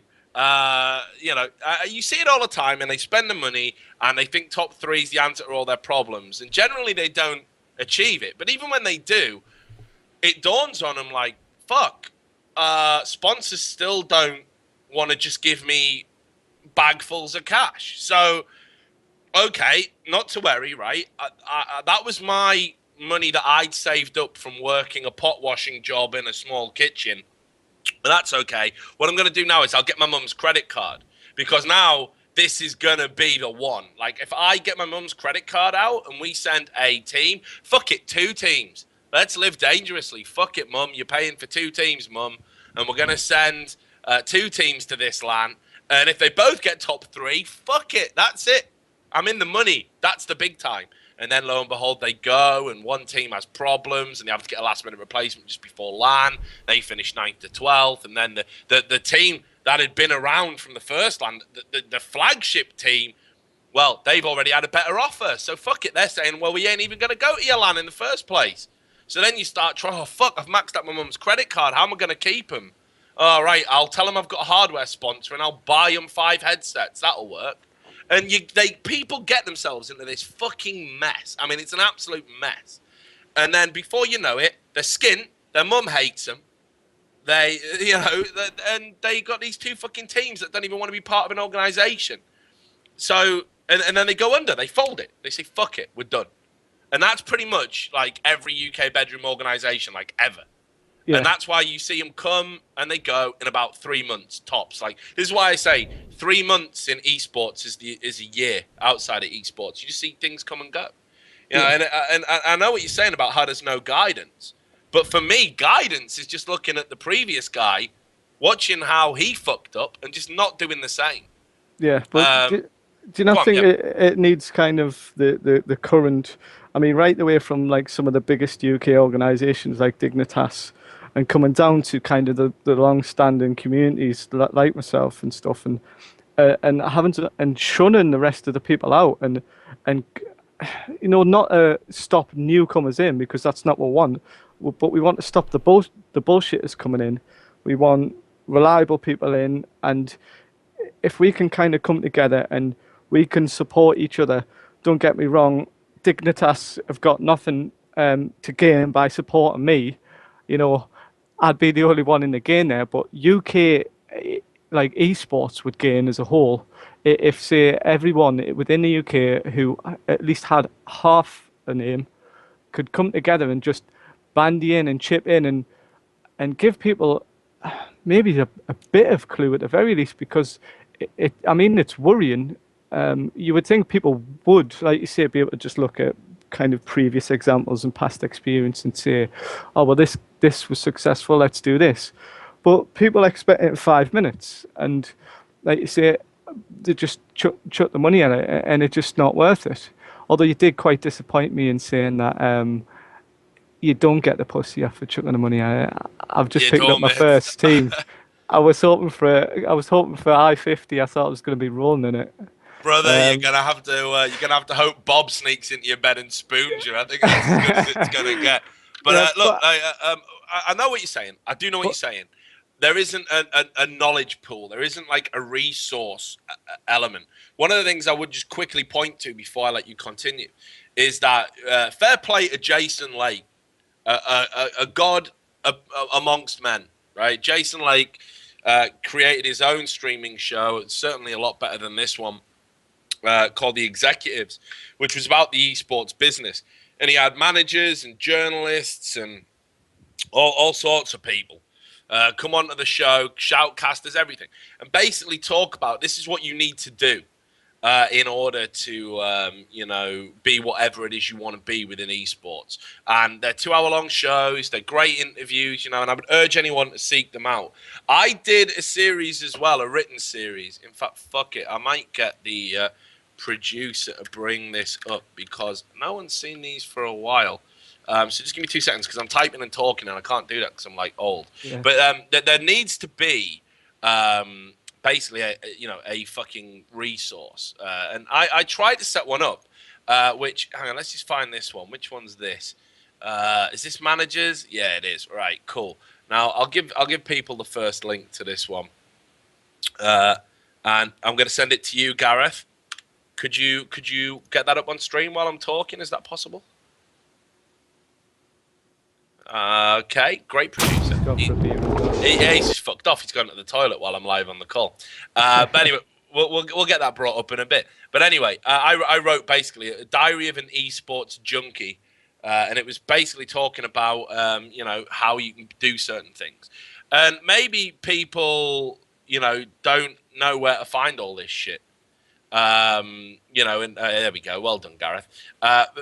Maybe people don't know how to find this. But it's out there. I think people have tried. Yeah, I think I guess they have. But when these people come up and rather than when you see a thread on Cadred every second day saying brand new esports organization, we're picking up a team in League of Legends, Counter-Strike, Dota, Peggle, fucking Plants vs Aliens. They want a team in absolutely everything, and they're going to land fund everyone. And that needs to be, rather than us then going actually like, wait a minute, have a look at this, come back in a few days. If you still really want to give it a go, then get a bit of respect about you and get a little bit of support.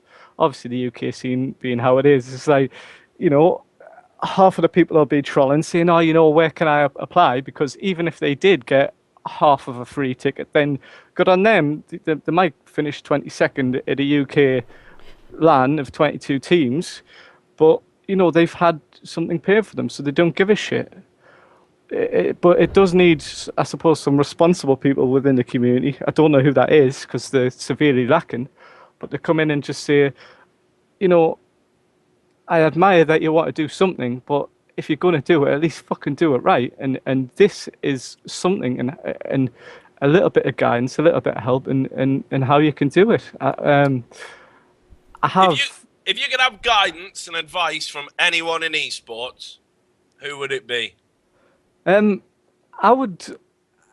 Maybe this is a bit of kind of just because I'm from the UK, but I'd like to sit down with OD and just to have a chat with him. And he's made a success of it, I guess. I mean, I'll be honest, I don't know the backstories of a lot of the managers and things. Or in fact, if going back to what you were speaking earlier, let's everyone just go and have a word with Jack. Because I mean, if anyone started something in 5 minutes and made a fucking work, it's this guy. I'm telling you.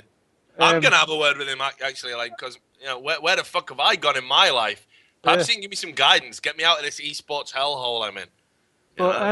But yeah, we just need a bit of kind of everyone needs to. It's as gay as it fucking sounds, and as much as it's gonna be, it's probably never gonna happen. But we all do need to bandy together a bit and actually support the UK scene, in in a million ways. But as far as the topic of managers and organisations go, something is needed because we're severely lacking. Because all of the old communities are dying out. We have the very same at the very top, and we have a few kind of on the fringe, about the middle, and then everyone else is just 5 minutes at a time, coming and going with, as you say, ridiculous names that so ridiculous you can't even remember them. Yeah. So Can't even remember the one I did. Venomictive, wasn't it? Something along those lines. But anyway, what I'm going to do is, because we've got like 20 minutes left, and we've got a couple of callers I want to get on. I'm going to thank you very much, Mike, for calling in. You're a good lad, a great drunk, and therefore a great Geordie. So look, thanks a lot, brother. All the best for Perilous Gaming. If anyone wanted to support Perilous, UK LOL team, how would they do it? They could go to Twitter at Perilous Gaming. Everything's pretty much at Perilous Gaming, or the site, which just needs a lot of work still, is perilous.org.uk, and just come by and see where they got the guys, especially the LOL team, which is going to be some huge changes. Slight plug, but who cares? Within the next week, we're going to be doing something that is the first within the UK LOL scene, so it's exciting times. You're actually going to win something. No, well, I didn't say we finished first. It'd be fucking nice.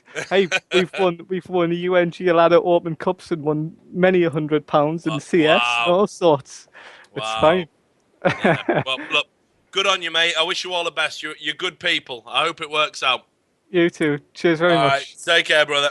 Yeah. Right then, so that's one Geordie out of the way. So there you go. It just goes to show that behind those drunken exteriors, Geordies are people too. And you can understand them. Yeah, he actually wasn't that bad. I thought he was putting on his phone voice. Probably. You know, he was oh, hello, yes, I am manager of Perilous. But anyway, basically, Perilous are good people. He's a fucking drunk, though. Massive drunk. Anyway, so we're going to move on to the next caller, because it's kind of gone a bit flat. What have you got for me, Gareth? Right, yeah, this is the guy we tried to get on before, Andy Wilson. He said it was because of his mic. He wants to talk about UK StarCraft 2. He said he's got a lot of shit to talk. Shit to talk? Well, that's what I want. I want it. Trash talk. We were going to call it shit talk, but you see, instead of a bin in the bottom left-hand corner, it would have been a massive turd. And it just, people didn't like the overlays much. So you want to talk to me about UK StarCraft 2? I joked before, Andy, that this would be a very short call. So is it going to be? Wow, it doesn't look like it because he hasn't answered yet. Oh, my God. Skype. Technology. He said he still can't join. In that case, for now, we'll chuck him out and I'll throw someone straight in. Okay, good. Are we not even going to ask what they're going to talk about? No, he's already told me. He wants to talk. Oh, right, okay. He wanted to talk about Acer Nurtio talking shit on Twitter. Okay, I do. Well, yeah, I haven't even seen the tweet, so this is going to be news to me. So Nurtio, who I love, by the way, great guy, great character, talking shit on Twitter doesn't surprise me. So what have you got to say about that? All right, Richard. Well, you call him a great guy. Personally, I think he's a bit of a dickhead recently. I'm going to bring it right out here. Well, he played a game against Stardust the other day. Beat Stardust 2-0 in this match, and was in chatting away and saying, "Dude, don't just play StarCraft anymore. You're terrible." And he also commented on Snoop's blog the other day, saying how he doesn't like his style, he's a piece of crap, blah blah. He's a terrible player, whatnot. Nurtio, give it a rest, mate. You're a fucking terrible player. You're on Team Acer. You're the worst player on Team Acer now. Just because you got innovation on your team, you think you're a big man? What's going on? Don't you think you might have a point though? Because look, right, I'm around StarCraft players quite a bit, and you know they don't say it publicly, but a lot of people think Stardust is a fucking cheese merchant.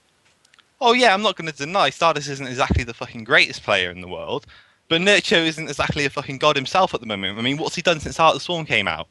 Fuck all, mate. He's done absolutely nothing, hasn't he? A lot of good players haven't done a lot since Heart of the Swarm come out. Agreeably. But, you know, especially at the end of Wings of Liberty, the fucking term Patchlurg has been thrown around quite a lot, and especially around Snoot. Since Heartstorm's come out, Snoot's actually done a decent amount. You know, he won the Red Bull Game of Land not recently. Nurcho, he's the definition of Patchlurg. Now Infestors aren't good, what's he doing?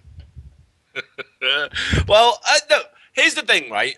And this is a side issue. I know you've come on to basically call Nurcho a cunt, and I get that, right? I'm allowed. I'm allowed 3 cunts a show, I think, right? Okay, so 3 cunts a show. I've just done them. Yep. Yeah, right. So they're out of the way. We're done. But right. Look, I get it. I get what you're trying to say. But yeah, side issue, bigger context.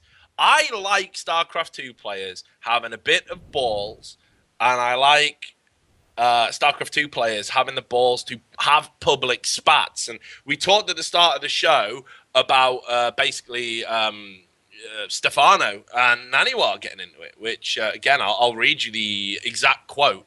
And I think you're on about Stefano's laughing when Naniwar got knocked out. Let's see. Where was it? I can't remember. Oh, God, I had it bookmarked. This is unacceptable. Well, anyway, basically, I'll paraphrase, but it was... Oh, no, I've got it. Thank fuck. Oh, God. Thought I was losing my mind. Right. Stefano said, yes, down, go down, when he lost. And, I mean, he could have just been talking about one of those 14-year-old girls. You're like, no, fuck, I'm not going to... As if I've said that. Fuck. What have I said that for? That's terrible. No. That's brilliant, Richard. I love it. Yeah, that was just a fucking joke, and he was just joking about that, and I'm just joking about that. No, what he could have been talking about there was anything. You didn't know specifically he was talking about Naniwar. It just so happened to happen while Naniwar lost. But Naniwar replied with, you already won $300,000 from building Infestors, you unskilled piece of shit. Isn't that enough? Now go away and study. So I like that. I think that makes it fucking interesting. I do like it, and I agree with you. But Naniwar and Stefano, I don't think you can compare to Nurcho. Both of them, really well-regarded players, the top 2 Europeans probably ever in StarCraft 2. Nurcho, I wouldn't even put him in the top 5 Europeans at the moment.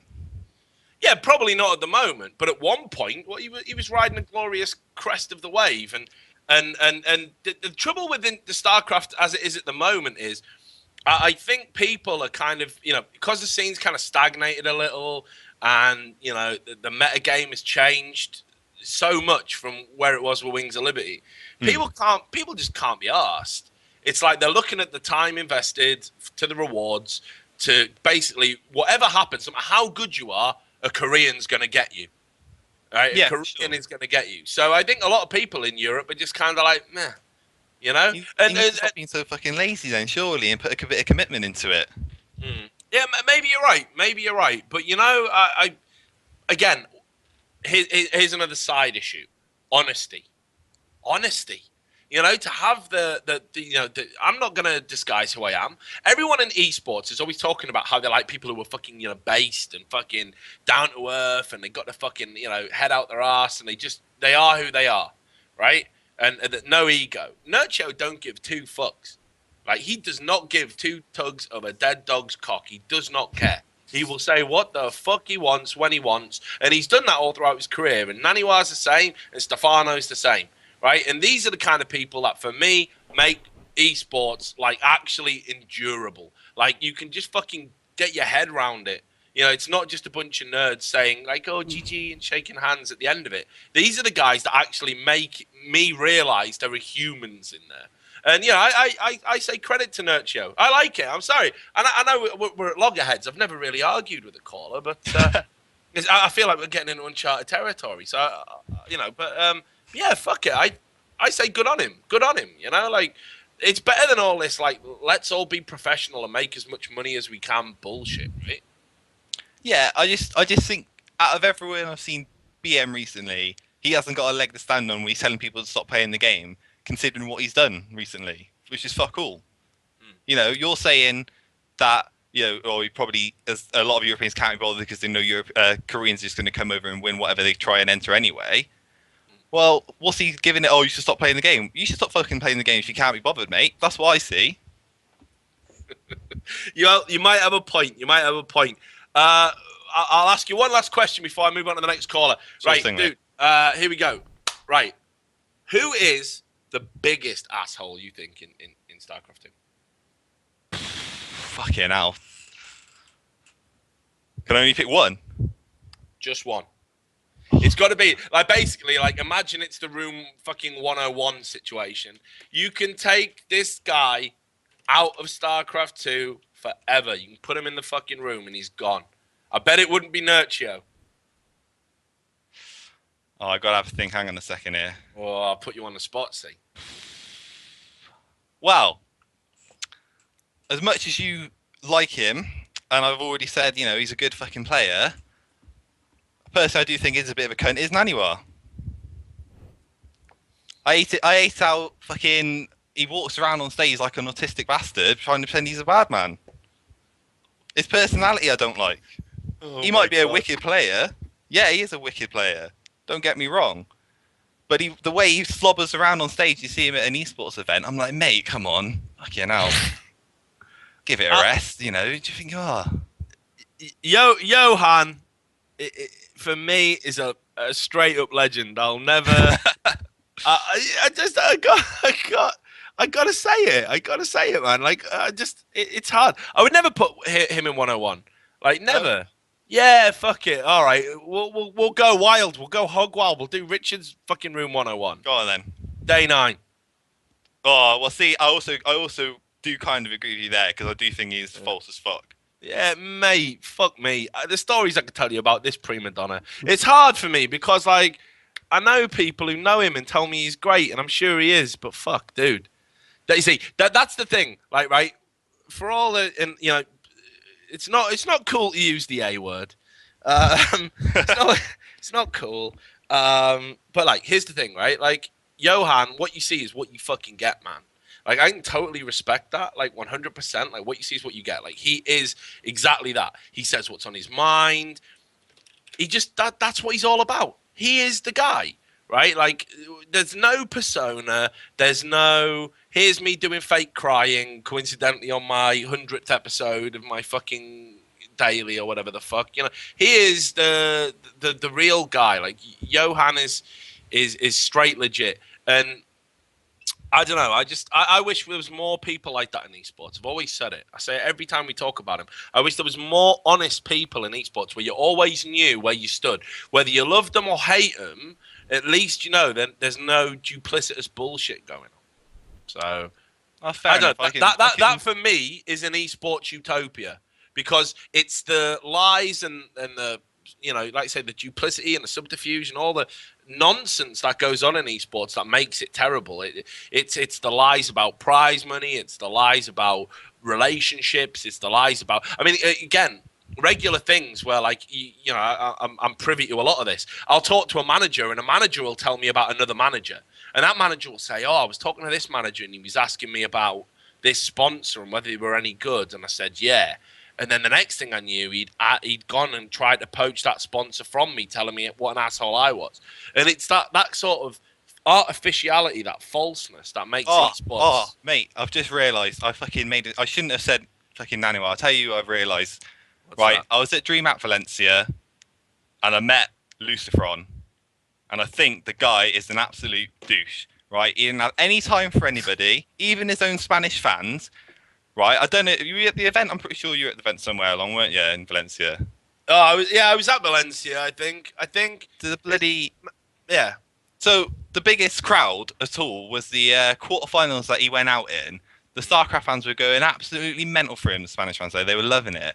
He went out, and I tell you what, he didn't even have time for his own fans. He fucking was walking away. He didn't really want to speak to people. Had a, half smile when taking photos. He looked miserable as sin. And I was like, mate, what the fuck is going on? You got all these people, screaming for you here. All right, you've not done the greatest. You got knocked out in the quarterfinals, but fucking hell, put a smile on. Yeah, I know what you mean. Thing is, again, with him, like, I don't think he's doing it because he feels he's above it. I just don't think he has that extra bit about him. Yeah. Like me and you, right? Like, we could be put on the spot and like, oh God, can't be bothered, but I'm gonna fake it. I'm gonna fucking fake it. And you know, I've done that, man. Like when you get like, right, you go to an iSeries and you get some random guy. Oh, you wrote that article, that preview of the event, and we were like team number 10, and you said we didn't have a chance. I just want to know why you think that, and I'll be like, I don't want to talk to this guy. I don't want to have to explain what I think to you. I couldn't give two fucks, like, serious. But equally, I know, like, I don't know. He obviously cares about my opinion, and maybe it's harsh to have an opinion. So I'm going to talk to the guy.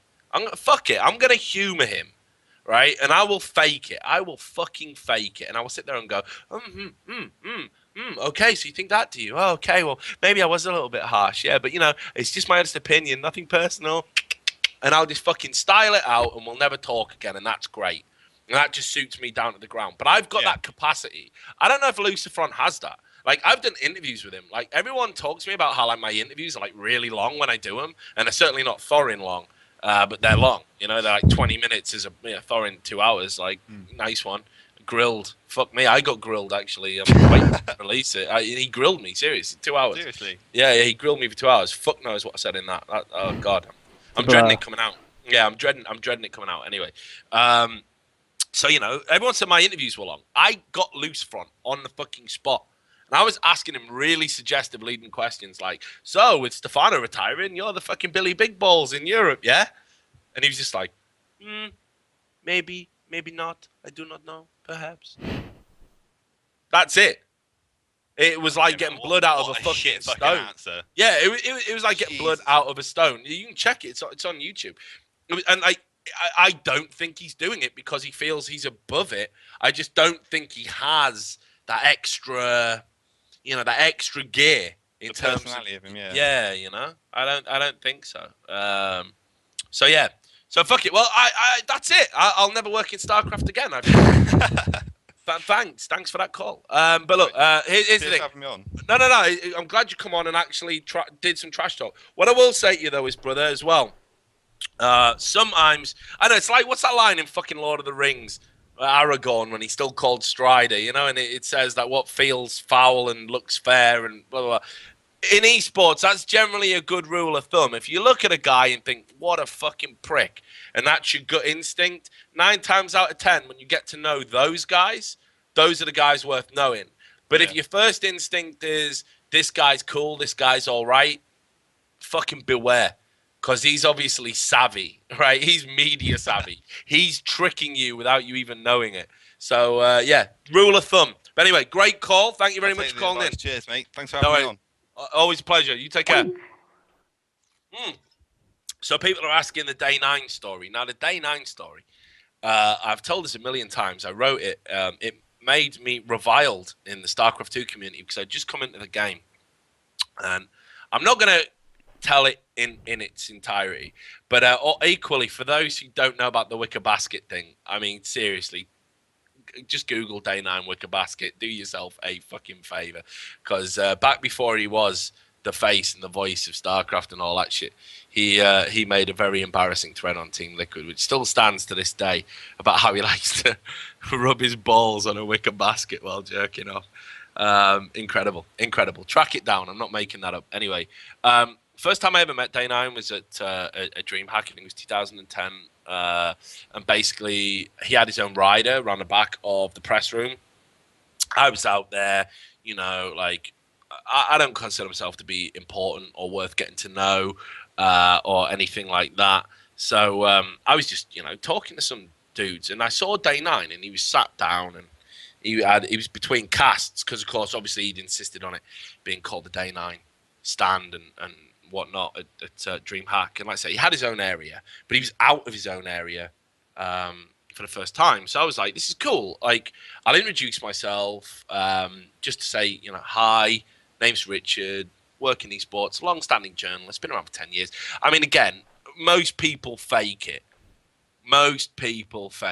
They just shake your hand, you know, fuck it, accept a business card, accept a beer, whatever it is, and you just get through it. But he was sat and he was typing, and, you know, I could tell maybe he's busy, but he didn't have a cast for like 3 hours. So I just went over and said, oh, hi. Don't want to stop you doing what you're doing. Literally just say hello. Name's Richard Lewis, journalist. That was it. I mean, that was pretty much it. And he just went like that. He didn't even look at me. He just put his hand up and said, I can't talk to you right now. No. And I said, no, I don't want to talk. I don't want to talk. I've done that bit. I've done the talking. I've told you who I am. That was really all it was. But before I've even got those words coming out of my mouth, he's really gone like fucking super aggressive. Just put his hand like right in my face like that. I said, I haven't got fucking time to talk to you right now. Like, got really emotional, like really aggressive. And this was like the first time I met the dude. And I was like, what the fuck is this? You know, like it was unreal. It was like an unreal thing. And then like I was like went back to the press room and I got talking to some guys who obviously I'm not gonna name, and they were like, oh yeah. Serious. That's day 9. Like if you're not a fan, you know, you ain't gonna get a good response. And since then I've heard lots of stories. So it's a shame because for less so now, but for a lot of people, he was the face of StarCraft 2, the voice. Yeah, incredible. I mean, I used to be a music journalist before I started doing all this shit. So I've met some actual fucking rock stars, and no one behaved like that. Never had it in my life. So it was really funny because I've told this story privately to a few people, and they've all gone, not day 9. Yes, day 9, like serious, like did that, you know? Maybe you think that's fair, maybe you think that's reasonable, maybe you can make an excuse for him and think I caught him at a bad time, whatever the fuck. But that was it for me. Like I've never really been a fan. Like I've never even wanted to say hello the second time, you know, see him around, whatever, fuck it. So anyway, so there you go. There's the day 9 story, people. Story time with Richard Lewis. Gareth, enough of my shit. Let's get a caller. Okie dokie. Let's drag him on. And this was to talk about UK. I think it was StarCraft 2, perhaps. Let's double check. Oh my god, is this are we going for a hat trick with Andy? No, this is Danny Boy. Hi. Oh, hey, Danny Boy, how's it going? I'm doing good, man. How you doing? Not too bad. So this is about UK StarCraft 2, is it? Yeah, pretty much. This is on behalf of Saber, StarCraft 2 player. He just can't use Skype very well. Oh yeah, no worries. It seems to be a common problem. We've had a bit of that tonight. Yeah. So yeah, I know Saber. Okay, so he wanted me to talk about the UK scene and like how it's like fragmented monopoly of our iSeries, and also like circle jerking in game social TV. Okay, so the UK is actually the term of players accounts, one of the most active countries in Europe. Yeah, Blink has only just made it to WCS UK EU. Sorry. The Militum has had one round of 16 run in America and nothing else.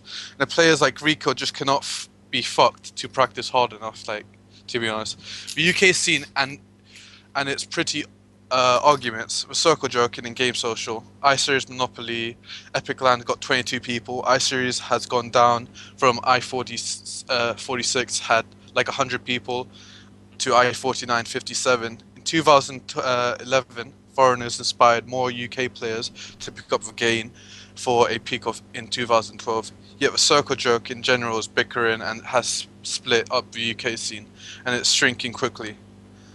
He also says, and we're laughing stock of the term of skill. Less players competitive level as each season goes. That's about it. He just wants you like to banter about it. So yeah. Yeah, well, no, I kind of get the point, but I don't know. I mean, does that mean he's disgruntled, pissed off? I mean, I think for and you know, I say this to everybody again. Like sometimes within having that almost like kind of being smaller and a bit low key, that can almost be an advantage in itself. Like Saber's a fucking cult character. Like everyone, I think in the UK kind of knows who he is, and I'm pretty sure he does inspire people to pick up the game and stuff. You know, like I'm pretty sure there are people out there that aspire to be the next Saber. I mean, you know, but to get that platform to be bigger, it's got to be about success. You've got to strive and really go out and win those things. Like he's talking about how like this. I think UK is one of the most bought games of StarCraft 2, and he's talking about like how the skill level of StarCraft 2 in the UK scene is really bad. Like he just gave examples about Bling and the Muslim, like just making it to WCS and stuff. But does that not boil down to work ethic, though? Again, because, I mean, like, look, right, we all know how Bling got discovered. It was the, what do you call it? It was the fucking search for a gamer, search for a pro thing, Dignitas run. Yeah. He got picked up through that. And he was just, like, as he said, he was just somebody who played it casually. He just gave it a go, you know? And indeed, there would be no Bling if Dignitas hadn't have run that conversation. He'd be another guy, you know, on the ladder, and we'd never know who he was. Dignitas pretty much created him from start to finish, something I'm sure he acknowledges himself. Mm-hmm.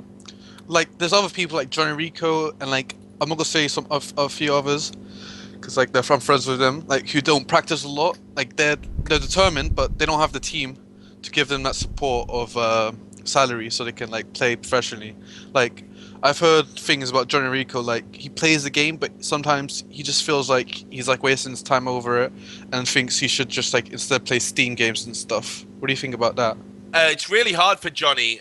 He is, like, for me, he's a great lad, right? He's a good kid. Yeah. No doubt about it. Met him in person. Same. He's shy, you know, like he's got better with interviews. I did one interview with him the first time when he was literally just coming up. And it's a real shame that him and Dignitas didn't work out. Now, hopefully Johnny will forgive me for saying this, but I think he's under a bit of pressure from his parents, in particular his dad, to justify the time he's investing into the game. And from that parental aspect, that is money. It's got to be, there needs to be a salary there. And he asked Dignitas for the salary, and Dignitas said, we're going to have to wait to talk about it. And rather than wait, and I think Odie would have relented and probably given him a salary eventually. I think that would have come. He basically, because he was kind of hot at the time and people were talking about him, I think under influence from that parental pressure that we're talking about, jumped ship a little too early. And since then, he's been in a limbo. And the trouble you've got is when you don't have a support mechanism, you don't have somebody there to basically make your time feel worthwhile, and you've got a parent on it you saying, this is a fucking waste of time, go get a real job, you put your education on hold for this, you know.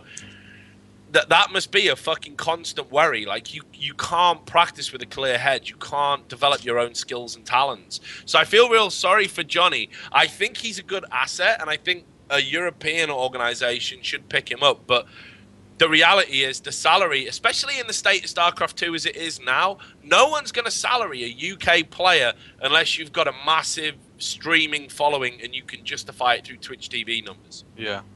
And like this is also a thing, you know, Game Social TV, correct? Right? Yeah, they've been doing this thing, which is like circle jerking other casters for, like, example, Pewee and that stuff. Like, they've only like concealed Joshua, Maddles, Lyrian, who's retired, and I think some other guy, I do not remember his name well. Like, why do you think the circle jerking like other casters, like potential ones like Pewee and etc.? I look, man, the world of casting is a fucking mystery to me, and it always has been, because it is not a meritocracy, not by a long chalk. I have heard people who are dog shit at casting. I mean dog shit, and this is in any game. And yet they seem to be inexplicably popular, usually because they got there first. Yeah, then but like, sorry, can I interrupt? No, go on. No, But yeah, like, of course you can, yeah. Like, all the other UK casters, Joshua, Maddles, and etc., all play by play, and Pewee is probably the only one who can say it in an analyst way, because he plays the game like a lot, and he's like master level. And like Maddles and Joshua rarely play the game, I think, from now, and like they only like talk about play by play, and I think Pewee would be much better, because it'll be like, I think most people would like watching people like one caster play by play, and other one analytic. Like, what do you think about that? No, I definitely think that is the preferred style, and I think that's something that we've adopted quite well from mainstream sports. Pewee is, I mean, like, I know him. I've heard his casts. I've got him to do some stuff for us in the past. He's a talented dude, and you're right. He understands the game as well as a lot of casters. He's perhaps a little bit hampered because he's got a Welsh accent. Maybe that's a factor. I don't know. But but ultimately, as I was saying, casting isn't about ability. It doesn't matter even if on paper you are the better choice for the job. It is just one of those inexplicable things. Like, you can be terrible at casting and have a following. You can be really, really good and you can never break out. And I don't know why that happens. And you can even be in a situation where you've got established people saying, this guy's good. This guy's the next big thing. Listen to this dude. This is the guy. He's going to be awesome. People retweeting, tweeting, talking about him constantly, getting big opportunities, blah, blah, blah. Still, never fucking happens. And I don't understand it. What I would say is, for any StarCraft 2 caster now, it's dead man's shoes. You're going to have to wait for some of these motherfuckers who have milked this scene dry to die. Like, you are going to have to wait your turn, because I don't think, I mean, I look at events and I see like 8 players going to invite tournaments and 7 casters. Yeah. It's fucking top heavy at the moment, and you've got ex-players getting in there and getting a head start, and, you know, credit to Todd. Todd's actually good. But again, being like an ex-top player gives you a head start, and like people are willing to give you a try on an analyst's desk when maybe you're not that good anyway, and you're quite a dry personality and quite banal. A guy like Pewey's never going to get a look in, because when did he play fucking, you know, last 8 or something? And that's the problem, you know. It's a real shame, because the one thing UK people do right in esports is casting. We don't often play the games very good, but we talk about them quite well. And I think that's classically British, because, you know, even when we can't do stuff, we all think we fucking know the best. But, you know, like, you look at every game, it's dominated by British casters. 1.6 was. Red Eye is now the host of, you know, both Counter-Strike and StarCraft. D-Man is the voice of LoL, backed up by Joe Miller, you know, like... It's there's a real strong British casting trend, and everyone likes it. Kalaris coming through into StarCraft 2. You know, where was he 2 years ago? He was casting fucking Finnish little cups and stuff, just doing his own and uploading VODs. So I don't know how it works, dude. I really don't. If I knew the formula, I'd write a book and I'd sell it and I'd retire. Okay, my last thing is about UK tournaments. Like, we had this event called Epic LAN. And for StarCraft 2, it had like, I think 20 people. We're supposed to have like, I think 30 or more. I don't remember very well. And iSeries 46 had like 100 people qualifying for the BIOC, and right now it's like only 52 people lost iSeries I49, which is like really weird. As you can tell, like the pro of the UK scene's like reducing quite heavily, in my opinion. And like, I just want to know what you think about it. And like, what do you think about online UK things like UKPL and etc.? Yeah, look, man, online's got to be the future, I think, in the UK, because I don't think a lot of people are going to actually get the fuck out of bed and actually go to events anymore, because, you know, it's like you say, when you're just playing it casually, it's like what used to be appealing. The idea of going to a smaller local LAN and maybe having a chance of getting in the money. I mean, Epic LAN was pretty much, I thought it was actually well represented, all things considered. But I just think basically online has to be the future, because with the UK, you know, this is how Brits are. It requires the least amount of effort and yields the same rewards, i.e. prize money. I definitely think people need to foster the talent more, though. And here's what I would ask. Why haven't guys... Like, when's the next Find a Gamer thing from Dignitas? Why aren't they running more often? Why aren't other organizations doing stuff like that? UK-based organizations. Why aren't fucking, you know, existing UK players, guys like the Muslim, you know, I'm not saying they have to, but if they do feel passionately about it and they want to nurture UK talent, where's the outreach? Why aren't they, you know, getting players who are on the precipice of doing something special and basically nurturing them a little bit? You know, why aren't, you know, international divisions kind of helping them out a little bit? Well, you know, there isn't anything really to sort of help the UK out. And people will argue, well, no other nation gets that. And maybe that's, you know, the truth. But I don't know. It seems like whenever a UK guy does good, rather than try and bring a few people up with him, he just wants to slam the fucking door shut behind him so no one can come through and share in that success. And that's another uniquely British attitude. You look at the Swedes in StarCraft 2, they all fucking help each other out. They all practice with each other. They all talk to each other. Yeah, it's a bit crazy. Yeah, okay. I'm done. Thank you for the call. I'll Danny, see you later. great. Yeah, all the best, man. Thanks a lot for calling in. Give my best to Saber. I'll give you your best. See you, man. Yeah, cheers. Take care. So there we go. There's the last call. It ended on a UK thing. We've ran slightly over. I'll blame that on me. I told the Day 9 story, which I'm already regretting. Honesty, man. It comes at a price. I'll be hearing about that one tomorrow. But anyway, so there we have it. We didn't get to the root of who Bob was, which is disappointing. Very disappointing. You've let me down, callers, for the first time. But again, another show where I'm amazed we didn't run out of stuff to talk about and people actually called in, Gareth. It's been going quite well, hasn't it? Yeah, well, I mean, considering we get 5 minutes before the show and you get one or two coming in, and then once people start talking, people realise, oh, I've got an opinion on that, and yeah, it's good. Yeah, it's been a good one. I actually enjoyed this. I thought it was better than last week, actually. A bit more League of Legends orientated, which is always good because maybe this can find its way at the top of Reddit. If you listen to the show, do the decent thing and fucking upvote it when we post it on there, because I think this is a format that could really take off. And I do need you guys to support it. If you're watching, if you're one of the 100 people who watched, if you're one of the people who called in, I know you're a supporter of my work and you actually tolerate me, warts and all. And there's lots of warts and there's lots of all. But that's how it is. So it's been another great episode of Trash Talk. Really enjoyed it. I thought we covered a lot of good ground today. We'll be back same time next week. Follow the channel. Oh, yeah. That would be notified. Which channel? This channel, like, if they follow this stream channel, oh, yeah, Streamgasm, Streamgasm. Yeah. Stay on this channel. Follow it or whatever. you'll get an email when we go live. See, you get emails. Yeah, sorry. You spam me out there. Channel. I was thinking Twitter. What the fuck is it? Not with it. But also you can follow it on #TrashTalkHM on Twitter. You can follow me, Richard_A_Lewis. Just add Trash Talk TV to Skype. You can do that now if you really wanted. Ready for next week. And we'll just talk to you, in anticipation of next Wednesday. But be there, 8 o'clock, BST, Wednesday. That's when we like to talk trash. Thanks a lot for listening. Enjoy the rest of your evening.